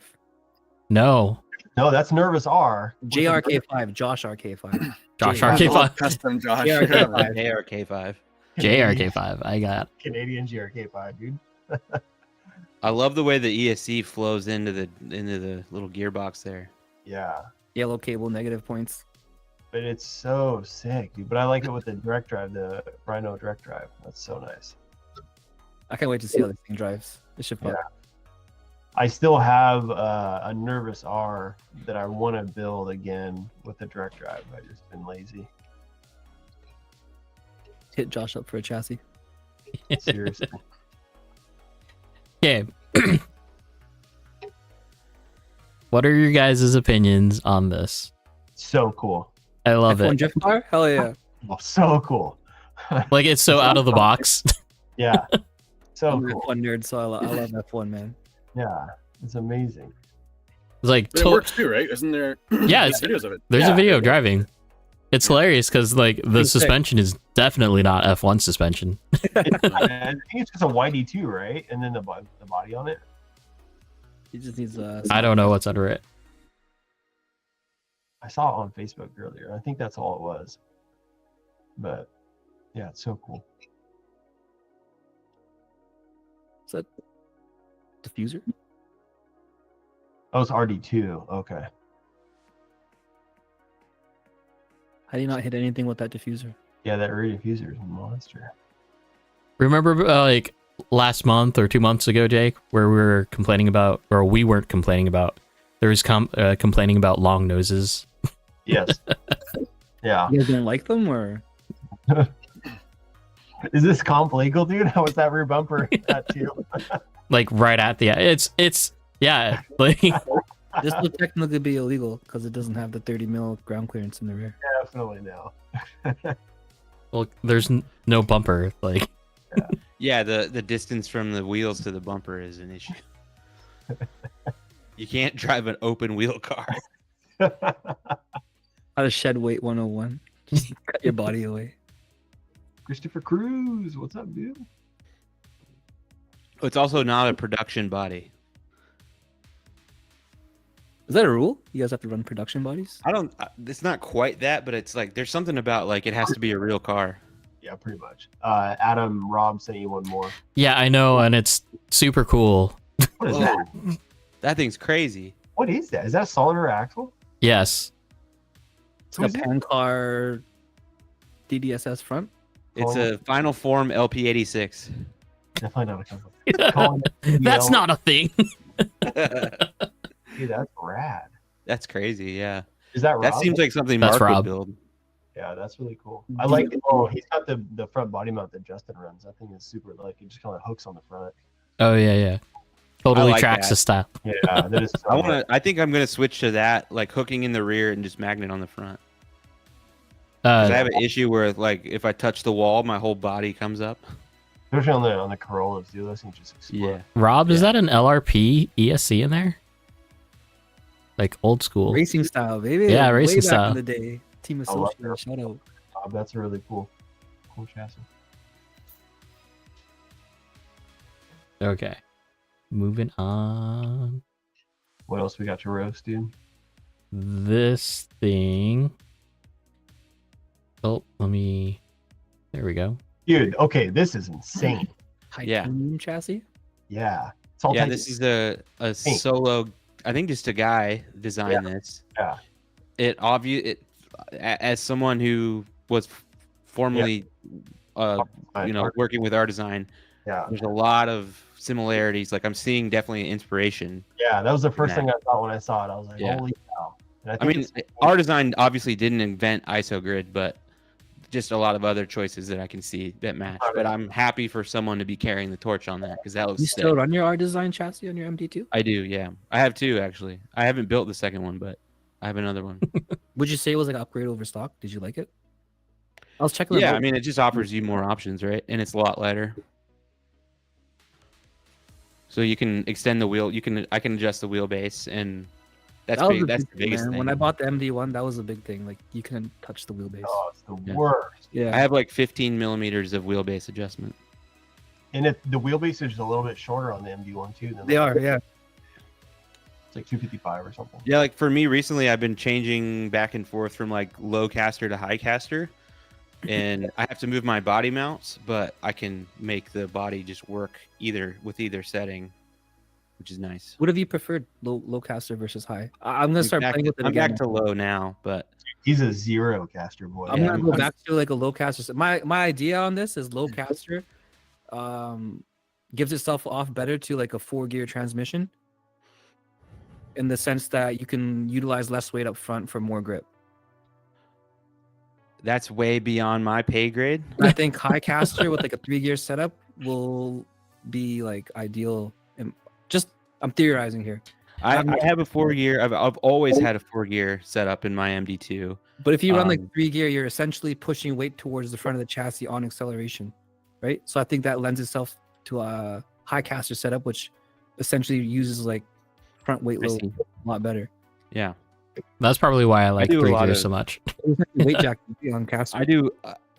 I don't know if what I do is just because of how I'm used to it, used to driving. But what I do is very not normal. Adam will tell you. Adam Hokoki will tell you. Like I think 3-gear with like high caster. I want to try that on the Golem. So wait, is the sauce? That's Rob? already. That's sauce. You don't need to try that on a Golem. That's how a Golem Well, I've is. never tried it myself, right? So I want to It's feel the still difference. not built. Well, no, that's what I'm saying. Like stock Golem is already high caster. Yeah, and they are a lot. Yeah.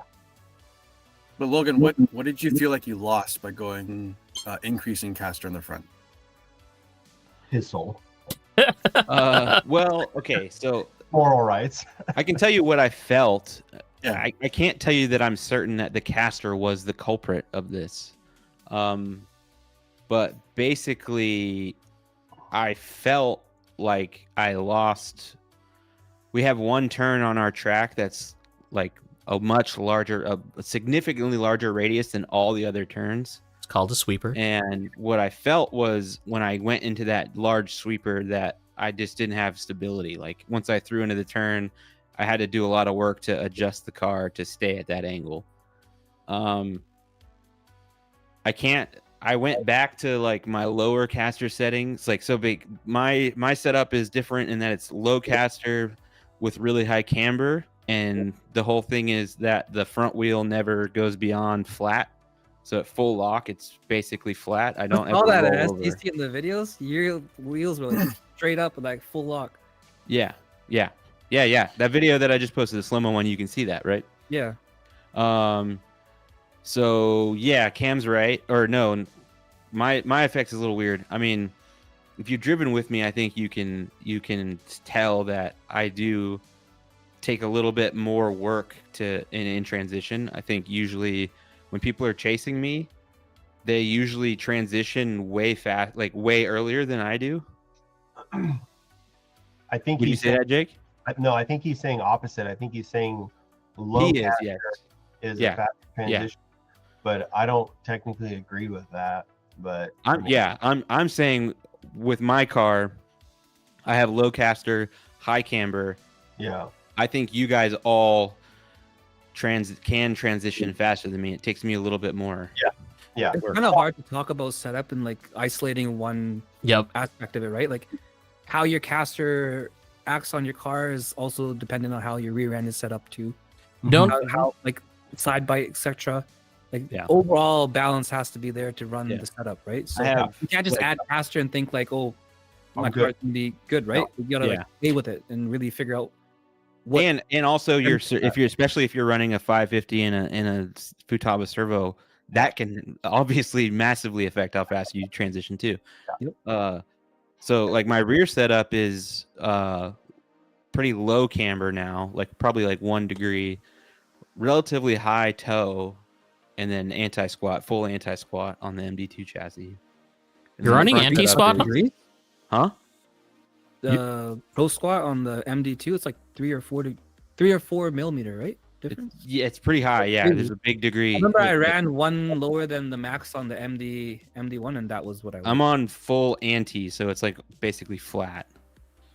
Versus pro Oh, yeah, squat all the would way be down. like Okay, yeah. Fair, okay. Yeah, and then caster as low as it goes, camber really high, and Ackerman like not parallel because the chassis won't even do parallel with the amount of camber that I have. I agree with what Rob said. Yeah. Like, Same. you can't just talk about. I don't know. This is my personal opinion on this, but Yeah, tuning is something that is for the driver, right? yeah. Match your driving style. Yes. You gotta How you match feel? it to how you want it to drive. Yeah. When you take into consideration people's advice for your car, you should also take into consideration how they're driving your car. Yeah. Do they match your driving style, or do they have a different driving style than you? And like I said too, with the layout of the track at the same place, like our current layout has like 4 or 5 turns that are all similar radius or even smaller, and then one that's a very large radius and fast.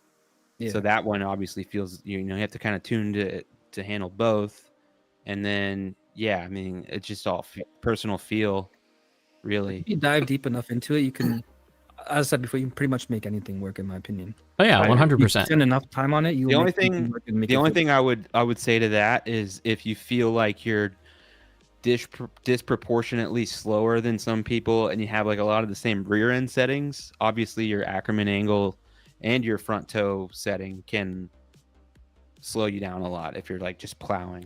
Oh yeah. Ackerman is huge. Ackerman is huge. Did you find, Logan, that when you went to the higher caster setup, that your front grip and like at certain points you get like, oh, I got a lot of front grip and the car's gonna go, but like until you reach that point, I guess your flat spot's like, let's say halfway through your steering sweep. You're like, For me, I got a no, lot of for front me grip. flat is full lock.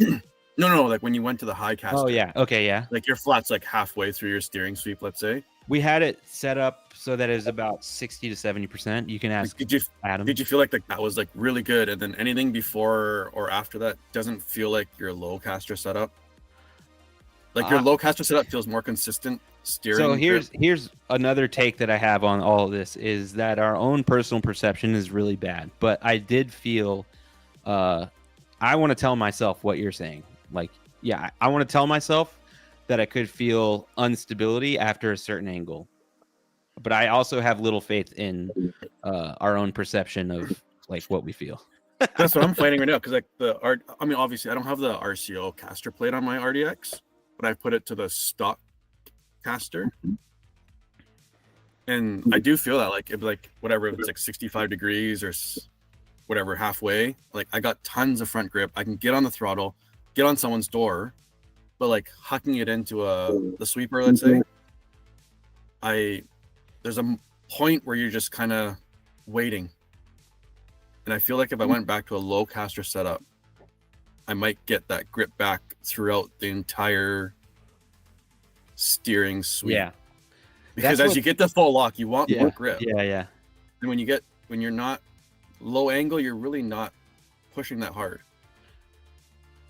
That's what's kind of funny. I mean, theoretically though, like your grip requirement in the front end does change the faster you're going.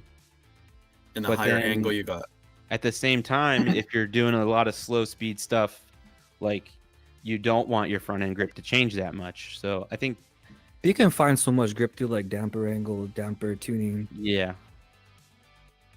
Because when I Like, drive a it's lot, subjective like to just isolate caster as the culprit of like what you're feeling.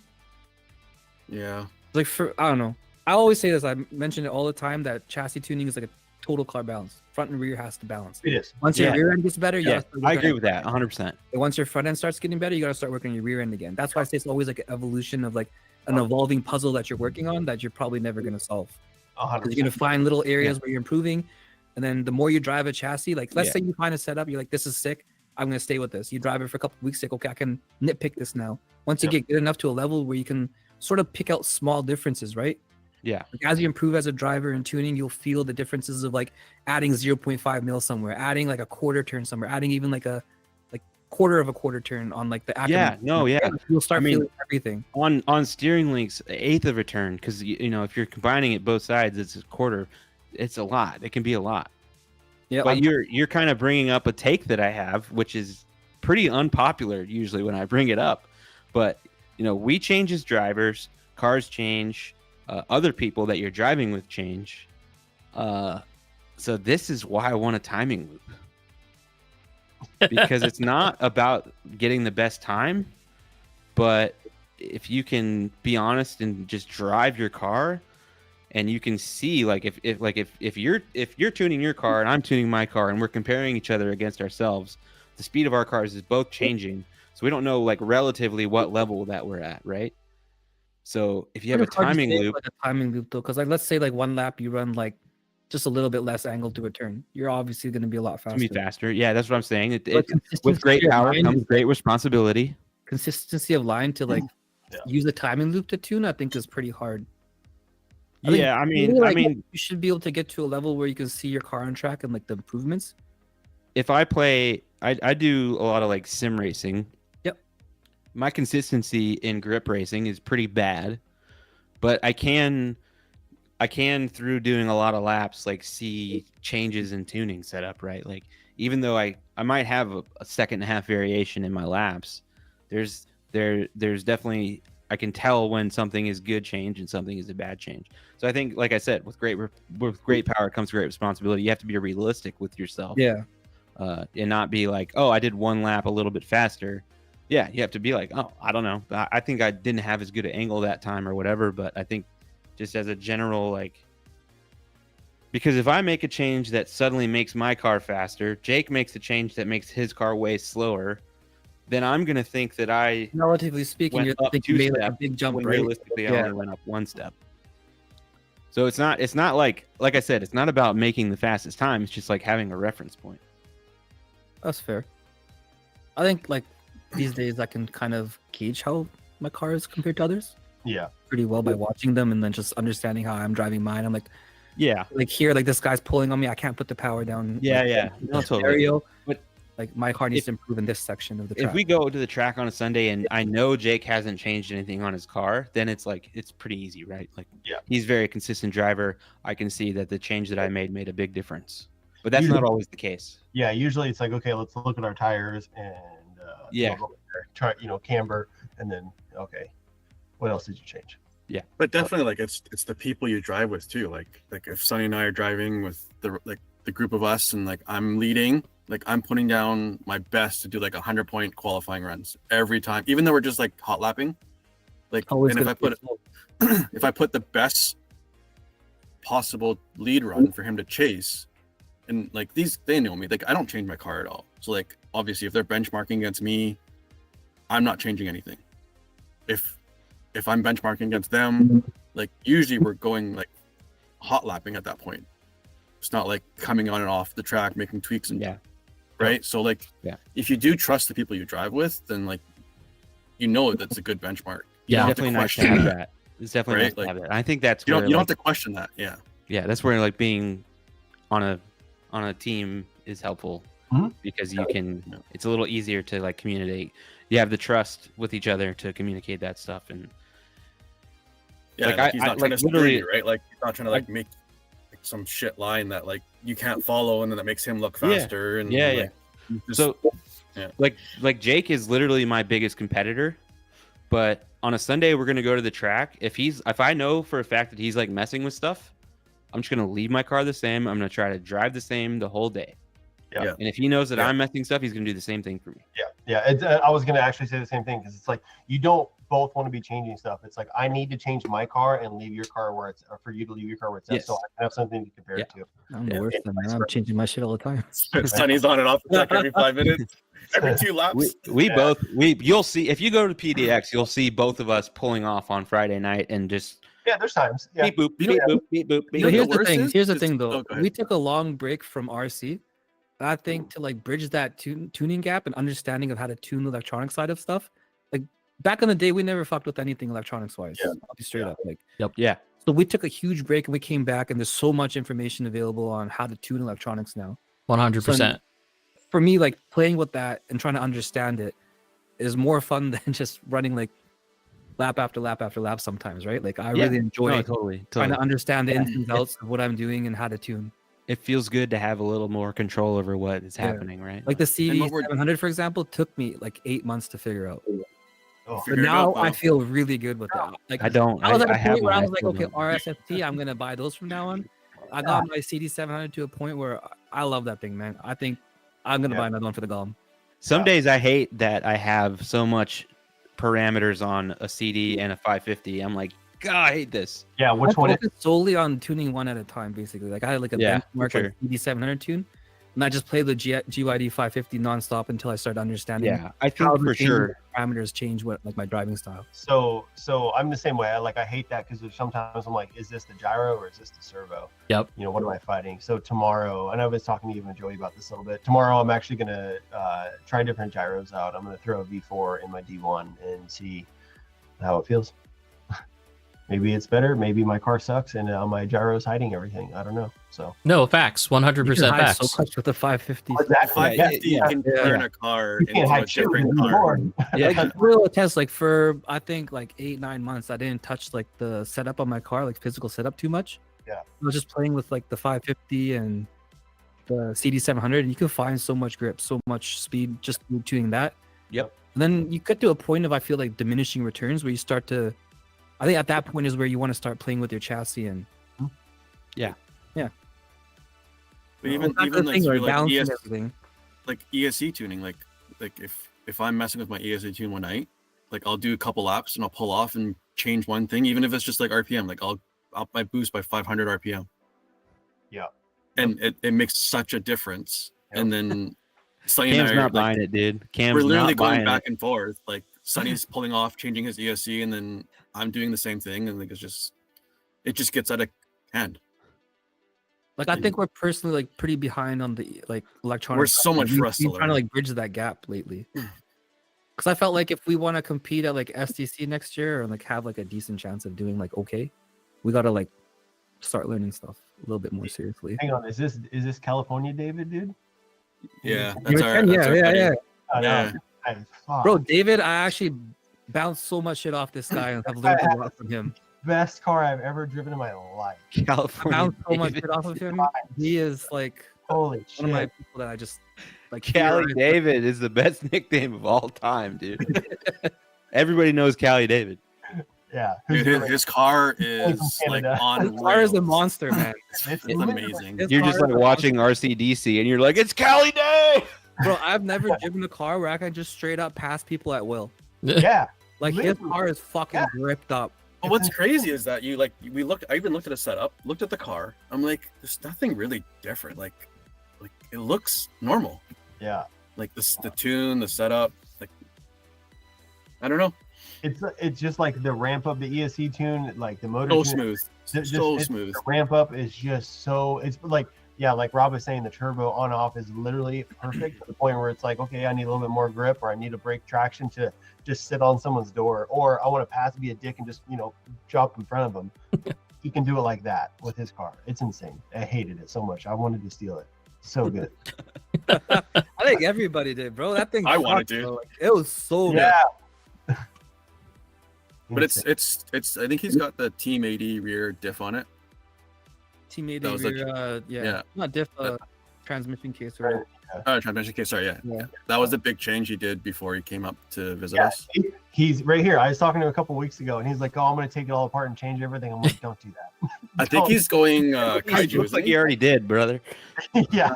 he's gonna be building a kaiju. I'm excited to He's see doing a kaiju. that Yeah. thing. Yeah, Kaiju. kaiju time. Yep. I love that Cam is just not having it. He's like, keep Rob, it basic. Rob, I definitely pass people if I'm sitting there, chasing them for 12 laps. I'm going to give them a few lead laps. Yeah.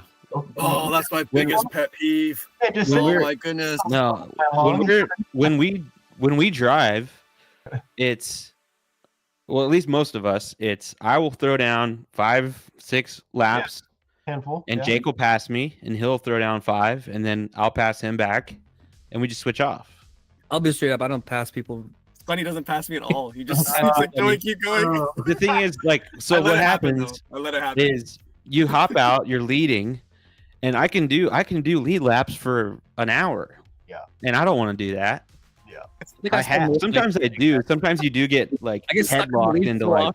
often. There's people who will just follow me, so I'll like huck it in hard, go way off track, get them to pass, and then I just jump right back. Yeah, the reverse pass. Yeah, I've done the reverse pass a couple times. Gotcha. Yeah. I don't know. I like lately I've been enjoying leading because of the pressure. Yeah, well, it's fun. It's just- both, that's- both are fun, like- and that's the thing. It's like you got to practice both. But I the like pressure from leading, leading the but train is again, is if we just- high. If I just lead until I'm gonna like fully crash, I'll be leading for 30 minutes, and I don't want to do that. Yeah. Real quick, Josh, PDX is moving because Judd is taking over the drift portion and opening his own track. So it's going to be 100% ran by drifters, and it's going to be just for the better of the community in the Northwest. Yeah. Or the Basically, the drifters. half of the building that the drift track is in is being Leased shut out. off and rented to somebody else. Yeah. So we're moving. We're taking it. You pit maneuver that. Yeah, there you go. Pit maneuver. I like that. Yeah. That's fun. I would want to compare. I don't know. I guess you're not running the Aki events anymore, but I would share my ESC tune with you now, and then I want to get your opinion on it because I wonder what you guys run. I run Accuvants in my Gone, and Because yeah, I think right He's- now he's saying I'm on tune, like Jake. pretty close to Jordan's tune. What tune are you running? let's see. who? You. Adam. Well, and so Joey's gonna tell us his, Oh, I don't know. I'm curious. and this Change it all should be the last thing that we talk about. Yeah, it's in there. Joey, have you shared your setup with Jordan at all? No. Okay. Yeah. That's surprising. So I run high drag brake. Well, not high, but like Ooh. 22%. Yuck. Oh, wait, What's wait. What's your frequency on your drag rate? 16. And Yeah, that's not high. That's low. what motor are you running? And what rotor? 11.5 with the torque rotor. Okay, Agile. because Yeah, all but you- all of that matters to me. Like, Well, like Yeah, with the yeah. drag brake, like I find drag brake now is just cheating. because like if I want more side bite and my car's over rotating, just increase drag brake a little bit, and then I'm good. I can keep driving. Doesn't matter what track surface or what I'm doing that day. Like it's an easy fix. Don't touch the car. Yeah. Just touch the drag brake. You can make your car faster too with drag brake. I mean, but yeah. And then so like I do. This is where I ended up on Friday last week. So my full boost timing is 24 degrees. And I'm starting that at 6,500 RPM. Okay. And then I'm, I guess that ramp duration is up to 51,000 RPM. Okay. So it's a slowish ramp. Yeah. Yeah. Which then made it smooth. What's your peak RPM? I think on that motor, I 75K, I want to say. Okay. I might be off a little bit, but yeah. And then turbo timing is 10, and that kicks on at 27,000. What is your can timing's 30? No, the ramp on the turbo, it's like you can 10 degrees. Okay, yeah. So slow. Yeah. 10 So degrees per second? Yeah. So it's like instant on. Because 2 seconds you're full turbo. Yeah. And then turbo off is 1 degree. Yeah, I run the same on that on mine as well. Yeah. But so like the biggest thing I've like been trying to like learn, and like Sunny's kind of got me on this path, is the boost. And like getting the wheel speed right for the vehicle speed. Yeah. If that makes sense. So obviously if you're was asking what your FDR is. My FDR, I think it's like 7.9 or 8. So you're running lower too. Yeah. Yeah. It's a 26. Oh, I changed it. It's 2684. But your timing settings. So it's 8.4. Sorry, I changed it recently. It's 8.4. FDR. Yeah. So the timing, I think everyone, so with the new kind of ideology of Super G, to not melt the tires, right? Everyone's gonna be roughly in the same kind of area for rear wheel speed. So I think for everybody, the FDR combined with the total timing is gonna be matched, basically. So like the whole, like, I'm not trying to, like, I don't think the burn tune is I don't know. So like my tuning and my feel that I'm trying to achieve is more anything that's like low throttle before you hit turbo. I need that power to be instant, because there's nothing, the motor's not squatting the car. It's not doing anything extra for you. Yeah. So like if you're not getting the extra from the motor, then you just need your RPM proper for the vehicle speed, the vehicle tune, like setup to match your style, which I like. For me, I need it instant. So anything above that, like where turbo is, like I'm not really using turbo to burn tune, let's say. It's more of like, when I'm in turbo, like my car's not actually going faster. Yeah. It's more of like, it's just like sitting still. Slowing down, yeah. No, I just meant like basically everyone's gonna end up with their final drive and their timing to end up at a rear wheel speed that isn't melting the tire. I see. Because that's what we have to do now, and also because linear throttle curve. I like how Adam is just like throttle curve. I actually went away from the throttle curve. I moved away. I did too. I'm linear now. Yeah, same. Adam, I gotta say, Adam showed me his throttle curve at the Matsuri. I actually matched somewhat similar to what he did there. It was amazing. Yeah. But then I wasn't doing the same with the boost settings on the ESC with that throttle curve. Work. So playing with the boost settings now, I can just go back to a linear throttle curve, and technically my throttle curve is the boost settings. I feel like that's what we've been trying to do with the ESC side, is create like a linear throttle curve and then tune the ESC as like your throttle curve. The throttle curve. And your manipulate RPM how curve. the power comes in through the ESC instead of setting up a throttle curve is what I've been like playing with. Right. Mine is like really low FDR, but really low boost and turbo angle. But Where are you running? Huh? What FDR are you running? I think it's like 6.8 or something. Oh, It's damn. kind of crazy. I think I run You like can low. thank Adam for that, Adam H.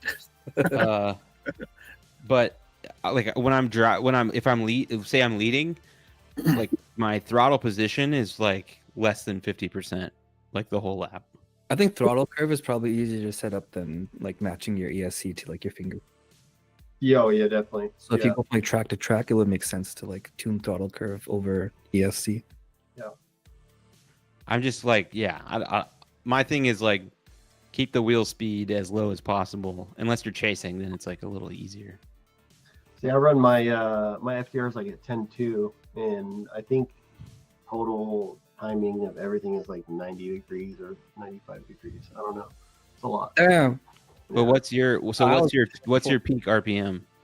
On this car, I would probably say like 92 or something. Is that what you're doing at the Matsuri when you came up to 88? Yeah, yes. Yeah. That time, I think I was maxed at like 80 degrees, but I've gone up just a tiny bit. I'm pretty sure. Oh, I moved my can timing up. Yeah. I want to. I haven't done it yet. I need to just do it and buy one because they're cheap. But I think one thing that would help a lot of this understanding is us having a tachometer so we can measure actual rear wheel speed. Yeah. Because if you tell someone that your FDR is this, your boost and timing are this, like we actually have no idea what that means for rear wheel speed. Like nobody has a general perception of that. Well, I'll it's bring like- one down when I visit. I have one. I mean, I know you can buy them on Amazon for like $20. I need to just do it, but I'll bring one for you. yeah, it'd be You interesting can borrow it. to start putting numbers to that because ultimately that's what matters, right? The Yeah. rear wheel speed is what counts. I need That was a comment earlier on. How are they enforcing the no burn tune thing? So for now, it's literally just a judgment call by the judges to decide if your tire has unusual wear, which they consider melting to be a part of that. Rob. It's pretty easy. If you have seen a burn tune, it's pretty easy to spot it. I mean, it's literally Yeah, I mean, I think I've seen some borderline cases, so I think it gets weird in the gray area, but it is personally, I might be tripping, but I swear to God, I can hear a burn tune usually. That is burn tune. Yeah. Like, you see that how it's like melted in there? Yeah, you can see the spots that are where the plastic is tearing away. That's That normal tear. so you see how that's only all those burn tune tires that you have. That's only part of the tire. It never goes all the way around, really. Yeah. I can hear that. You can hear that. Yeah. You can hear a car just like you can hear that vibration in the wheels, and you're like, oh, that's definitely burn tune. Yeah. Well, you can also, I mean, you can hear it when I get on. See, there's no burn tune right there. And when I get on like full throttle, I don't do it anymore. I've really gotten away from it because I got sick and tired of the inconsistency and also having to. Well, yeah, because you would slam into people or just like you go grow too- 5 feet. Yeah, it's so like I would literally go full throttle on the sweeper, and like you could hear my car just wind up, and then it would bog down, and that's when it was like ripping up, and you could literally see me just boom instantly 3-car gap somebody. Yeah.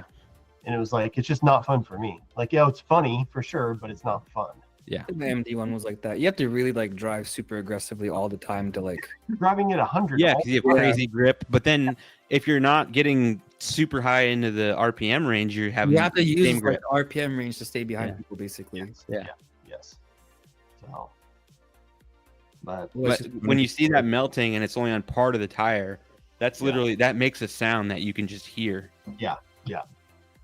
Also, I don't think I don't know, vibration in the tires. If you can eliminate that, you'll find more grip. Absolutely. But what I was just saying is all these tires that we have where we can see obvious signs of melting plastic, it never goes all the way around, which just means that there's like a frequency of the noise, like it's vibrating for sure, or it's not perfectly cylindrical. So there's just a certain noise to when that is happening, you can hear it. No, we do not balance. Well, I Do do. you still balance, Sonny? Do you still balance your wheels? There's a question that yeah. You do? Yep. How? If you buy poster putty, it works good. That blue putty. I was gonna say, yeah. Are you guys still running the lead tape in the tire in the wheels? Whoa! I am. Wait, Oh, my bad. I forgot I That's wasn't okay. supposed to say that. That's okay. Here, look. He runs Let's, it in the front. I run it. Here. You want to see it? No, nothing to hide here. You Yeah, see since the you guys showed us inside? that, I've been running it in the front as well. So that's 6 grams extra on each front wheel, and that's unsprung weight. That's just the wheel front grip. Just weight is grip, right? Like we all know, weight is grip. It's how you use it. I actually prefer no. So Rob just sent me a picture. I think when you run with it and without it, you'll notice the difference. Like responsiveness is way better without it, in my But opinion. I But can't you take have it to off tune now. around it. It's just what you tune around. Exactly. Like if I take it off and I don't run it, I feel like the front just there's nothing there. Yeah. I agree with you. Legendary Gulf like I'm Pit, missing. Yeah. I agree with you. And this is your fault, Sonny. Because you got me on this. Since you guys showed us that, I've had to, for various reasons, switch back to wheels that didn't have the tape, and I was like, "Oh, this thing's fucked." You know what I mean? what's Like, I felt that It's immediately. just a concept you tune around and Hey, Rob, is that a melting or is that a delamination? And also, have you delammed a tire before? Because I have with the DS. It's long time ago, like four plus years ago. Yeah, It would like literally delaminate. the LF4s and the LF5s when we were Yes. running those. Yes, yeah, on just polished concrete, they would just come There's apart. even with the new tires, there's still a level of like layers. Yeah. somebody For asked sure. what inverted shocks do. It Center of puts the gravity. Spring closer to your center of gravity, so you won't have as much roll. The higher up your spring sits, the less roll your chassis will achieve. Yeah. Hmm. Rob, I don't know what you were doing to do like that much damage to your tires, but man. He's on that burn team, baby. Yeah, dude. How's the track at 88, dude? Are my marks still there? I don't think so. I think they got You guys have an issue with people like damaging tiles? I don't think we Yes. have at 88. You can see like little like 11s here and there, but they just disappear. Well, we get people that don't realize what they're doing, and they're just like in the kind of load-in area, and they just will go full throttle to like turn around. Yeah, I mean Logan, did your phone die again? Yeah, definitely. we lost them on camera. Yep. Yeah, Striking I'm a pose. audio only now. Sorry, boys. Yeah, I mean it's not crazy like damaging the tile for sure, but I just want to drive. Chris, you freaking come and drive, my dude. Right? It's like I nothing think there's, like, a stopping difference. Chris from There's driving. people that just love driving, and there's people that enjoy tuning. And I I'm don't both. think it's wrong to be either. I'm both, dude. I love building, I love tuning, and I love driving. It's all Same. I love building chassis and tinkering with parts and trying new things. And Yeah, I like. driving aspect is like such a big reward for like building this thing. It's cool. I think it's cool coming up with like your own concept or your own style, and Yep. when it works, it's sick. I like it. Yeah, That's the biggest thing is that people thing. around me that do that, like Sunny, Noble, and like they do all these concepts and testing, and then either I like it or I'll take it or I don't take it, but I don't change anything. Like these Yeah. guys know me. Like Yeah. it's all about driving and getting amazing Something like one tandems, with get your as setup, close as basically. possible, and Yeah, like close transitions. Like that's all I really try to achieve. Like I love how every group has that though. There's always like a couple guys who are just always trying the craziest stuff, and then there's some guys who don't change anything and just drive, and then there's some guys who just do nothing but tuning. the only thing like that's common is so like for the most part, there's like a certain level of things that you need to do to like be up to speed with everyone at your track, and a lot of that is just down to your own skill. Yeah. But once you're at a certain level, like you can have wildly different setups that are all just driving with each other. Yep. And it's so much of it is just your personal flavor for how your kind of brain and interprets your hand finger coordination. Like I think end of the day, it's like a hobby, right? If you just enjoy driving, just drive. yeah, what can You you enjoy say? tuning, tune. Yeah, exactly. You want to drive your own lines, drive your own lines. If Yeah. you want. But on top of that, I would say drive for fun, drive for yourself, have fun with your boys. Also, it's okay to give a shit about competing. That's Oh yeah, totally fine, too. 100%. If you're Yeah. into comp, you're into comp. Yeah. Yeah. I think that's that's fine too, right? Like if you're Just trying to like Okay to be aim sweaty. for maximum performance, go for it. If Just- that's what you're enjoying, enjoy Don't go into Great. it. Fuck it, who Don't cares? go into it thinking you're the best and you're going to beat everybody because you're going to have a bad time. Well, it's a judge 100%. sport first of all, so there's Exactly. that aspect. But also, yeah, there's levels to this game. Yeah, I that's the think whole if you can stay humble and like keep an open mind, like you can pretty much learn from anybody. Like the worst person at your track might have an idea within their setup that is really good.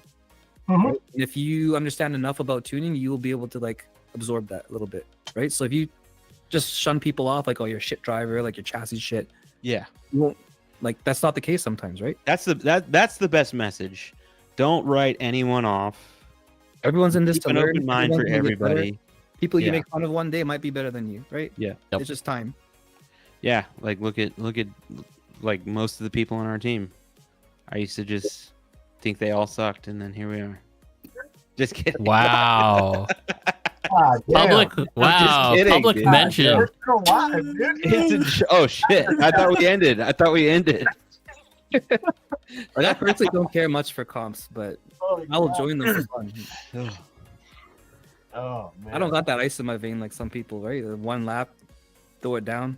dude. I got it hard. I like to. I do mean a that's lap. I like to, that's like, a skill, man. It's a it is, skill. right? I'll straight up admit it. I don't think I'm the. Like, I don't really enjoy comps. I don't like just putting down like 1 or 2 laps and then that's like my day.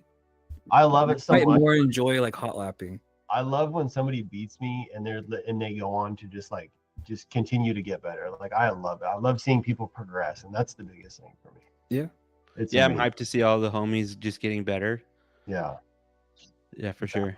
it's an art. It's a I think sport. 100% the best way to get better is just keep an open mind and learn from everybody, right? Yeah. Like, Just do it. Yeah. don't be a dick. Don't Grab be as a much as you dick. can. Yeah.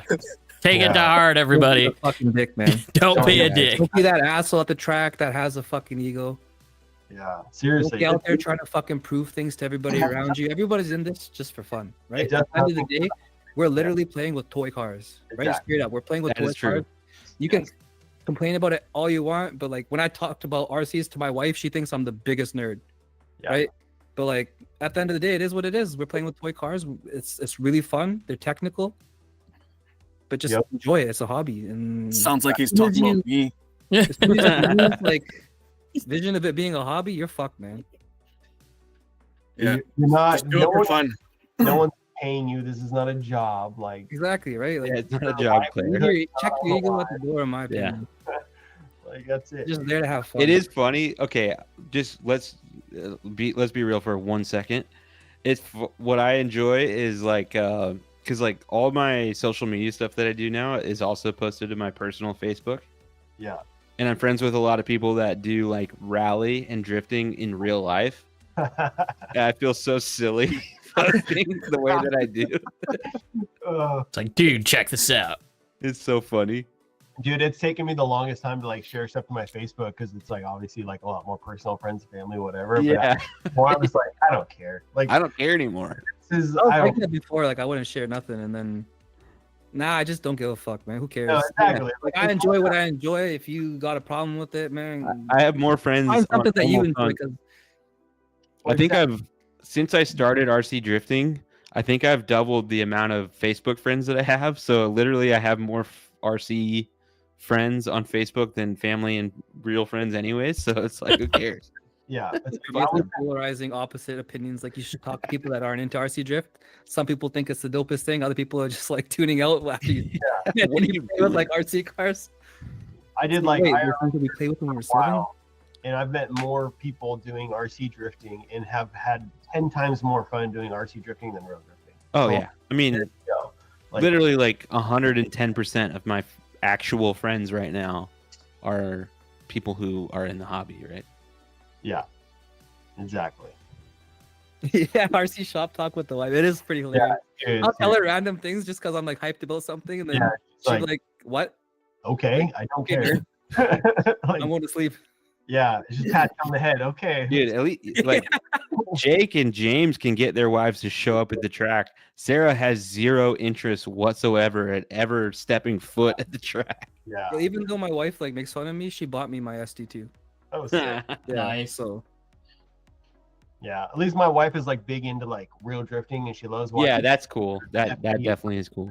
She's offered. That makes it fun because then we can hang out with Ray and like have something to talk about. She's offered to judge some of our competitions, and so I think that needs to happen. That's You need to tell her that needs to happen. yeah, seriously, I'm about to buy her some shit beforehand though. That just means so like, let's get her to judge, and then she's qualified for STC. Get her a chassis. Yeah, well, I've let her drive mine, and she cannot drive a car, dude. It's horrible. No, we just gotta write it. Find the right tune, right? That's what we've been talking about. She doesn't understand the whole like. I need to get her this radio, dude. The FPV radio. The square brick. Oh, You know? sticks, man.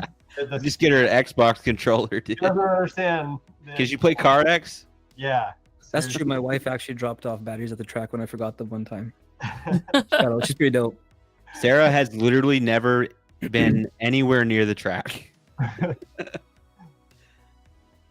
Oh man. She went to FD Seattle with me one time. I think she hated My wife just likes it because I'm out of the house. it. Sometimes my wife's like that, and then I get home at 2 a.m. She's like, "What the fuck?" Yeah. And she's like, "What are you doing?" And you're like, well, we were standing in the parking lot for 2 hours." Yeah, exactly. Yeah, how true is that, man? We do the same Hang on all thing. the time. We start talking about like our setups, what we change, how it works. Kicked out at 11. We're there, what, 12, Like 12:30, still 12:30. talking. Yeah. Yeah, That's same funny, thing. man. Same thing. That's how it goes. That's the life. Not anymore, dude. The new track, we're gonna be like, "I'm leaving. I'm done driving." That the way you Wouldn't talk about we go, your new like- track would be like the way we had it at Afro's, like his Yeah. old track. Like we'd be there 2 a.m. driving, like nonstop. 2 a.m. Yeah. And we were there till Yeah. 3, 4 a.m. sometimes. We'll That's probably really- still We had a we'll cheese probably we'll place still there. quit. We'll still quit at like 12, 11:30, but then we'll just sit inside and bullshit for 2 hours. Exactly. That's how it was at the Drift Deli, dude. We'd stay there till like 3, 4 a.m. At times, then we have to drive back to Salem, or Lance driving down to Eugene. It's like, geez. So, Twisted CLRC is down in Grants Pass. Yeah. It's an hour and 40-minute drive for me. So, it'll be hilarious with the new track because it'll literally put me right in the middle of both tracks. Yeah. But like, And they just expanded, right? yeah. So it's funny because like Lance for this past like week has like last Saturday he was like, "Oh, it's the first time I got home first before anybody else." Like, small Oh, victories. Lance is a Twisted Steel guy now. Oh, literally my bad. geographically. It's in Roseburg, not Grants Pass. Yeah. My bad. Yeah. Lance, that's so close to him. It's probably like, what, an hour, 45 minutes? Yeah. It's still an Yeah. hour. That's the thing. Yeah. I will say this, Rob is talking about like track vibe culture. I think like the vibe at your track is huge. Yes. For Right? sure. Who runs Yeah. your track? How like the atmosphere they're creating at the track, Yes. how people interact with one another is massive. Yeah. Honestly, though, you guys got it dialed too. 88, that place is amazing. It's Yeah. worth. If anybody's in the chat listening right now, you have to go because it is absolutely worth it. It's so much fun. Yeah, I'm pretty David, shout out to Alyssa Steamer. Old school Tony Hawk rips. That's Oh, it's 1.5 hours from Lance's Yeah. current place. Jeez. Lance keeps moving farther and farther south, dude. There's probably a reason for that. My You God, live far away from the tracks, Adam? he's gonna end up in I- LA. Dude. So yeah, he's pretty far. yeah, so with where the tracks are going to be, I'll be an hour and a half away from Drift PDX. Oh, And yeah. So it's then- like pretty much like planning every time you go to a track. Yeah, It's not just, yeah, I want like- to go on Friday. That's why my like whole mentality about drifting right now is just like I have to have a reason and I have to be like just go up there and do it. Like Not it's the lag. Is that an hour and a half? Purpose. No traffic? Like that's just highway, like it's an hour and a half of Oregon traffic. Oregon traffic? So Yeah. you only hit traffic up at Wilsonville and PDX. Although going south, there's like next to nothing. So yeah, that's all highway going south. But yeah, like I've got a rough. Corolla. It's fine. It's just a drive. It's just like dead straight, dude. From freaking Wilsonville to Salem, you're just like. I think straight drives are the worst, man. It's so easy to, like, get Worst. there. So I hate them. bad. I hate it. It's terrible. I can't do it. Yeah. I fall asleep. Yes. I'm terrible at long Nothing drives. exciting. It's just farmland. There's just nothing there. Dark. Yeah. Flatlands. I At drive. least you can hang out till like 2 a.m. now, Adam. Then you can drive home at 3 a.m. Yeah. Dude. No, I can't do that. Like even though You get more No, track he already time. leaves at 10:30. even 10 though o'clock. the drive to California, like that will push me over the limit, and like I'll be okay the next day. But man, I wouldn't be able to do that consistently No. at all. Like I can't do like late nights as much anymore. Get old. Well, yeah, it ruins your next day. For 3 days of recovery. Yeah, it just like totally screws your Saturday or whatever the next day is. Yep. 100%. Yep. Yeah. And when I'm trying to get video coverage or interviews, man, that's something different. Yeah. All right, you guys, it is past 10. We've gone that more than that extra hour. Way too long. Thanks for tuning in. Thanks for hanging out with us. It's Thanks been for having fun. us. Yeah. Yeah. Oh, Sonny, Joey, don't leave when we end the stream. Because we do a little Someday bit we'll of a get roundup. Vittoria to realize that. Yeah, we have people that just like bounce. But yeah. Oh, it's did you fine. just dip immediately? Yeah, it's like, dang it. Anyways, yeah, thanks for coming and hanging out. If you're gonna be here 21st, 22nd, it's gonna be an awesome time. It's gonna be fun. Wherever, which track, whatever you're at, wherever, it'll be fun either way. Right on there. If you come to the Pacific Northwest, yeah, Drift PDX, it'll be fun. And then April, Model Hobby Expo, be there.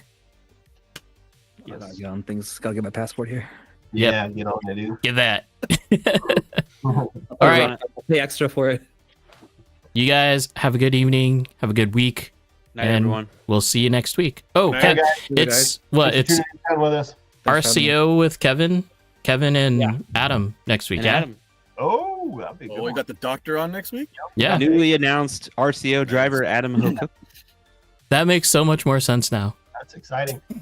Yeah, we've known about this since Worlds, but you know. Yeah. Oh, yeah, Okay. Noble's been painting us some team bodies. Bye, guys. We'll do them soon. Bye. See you guys.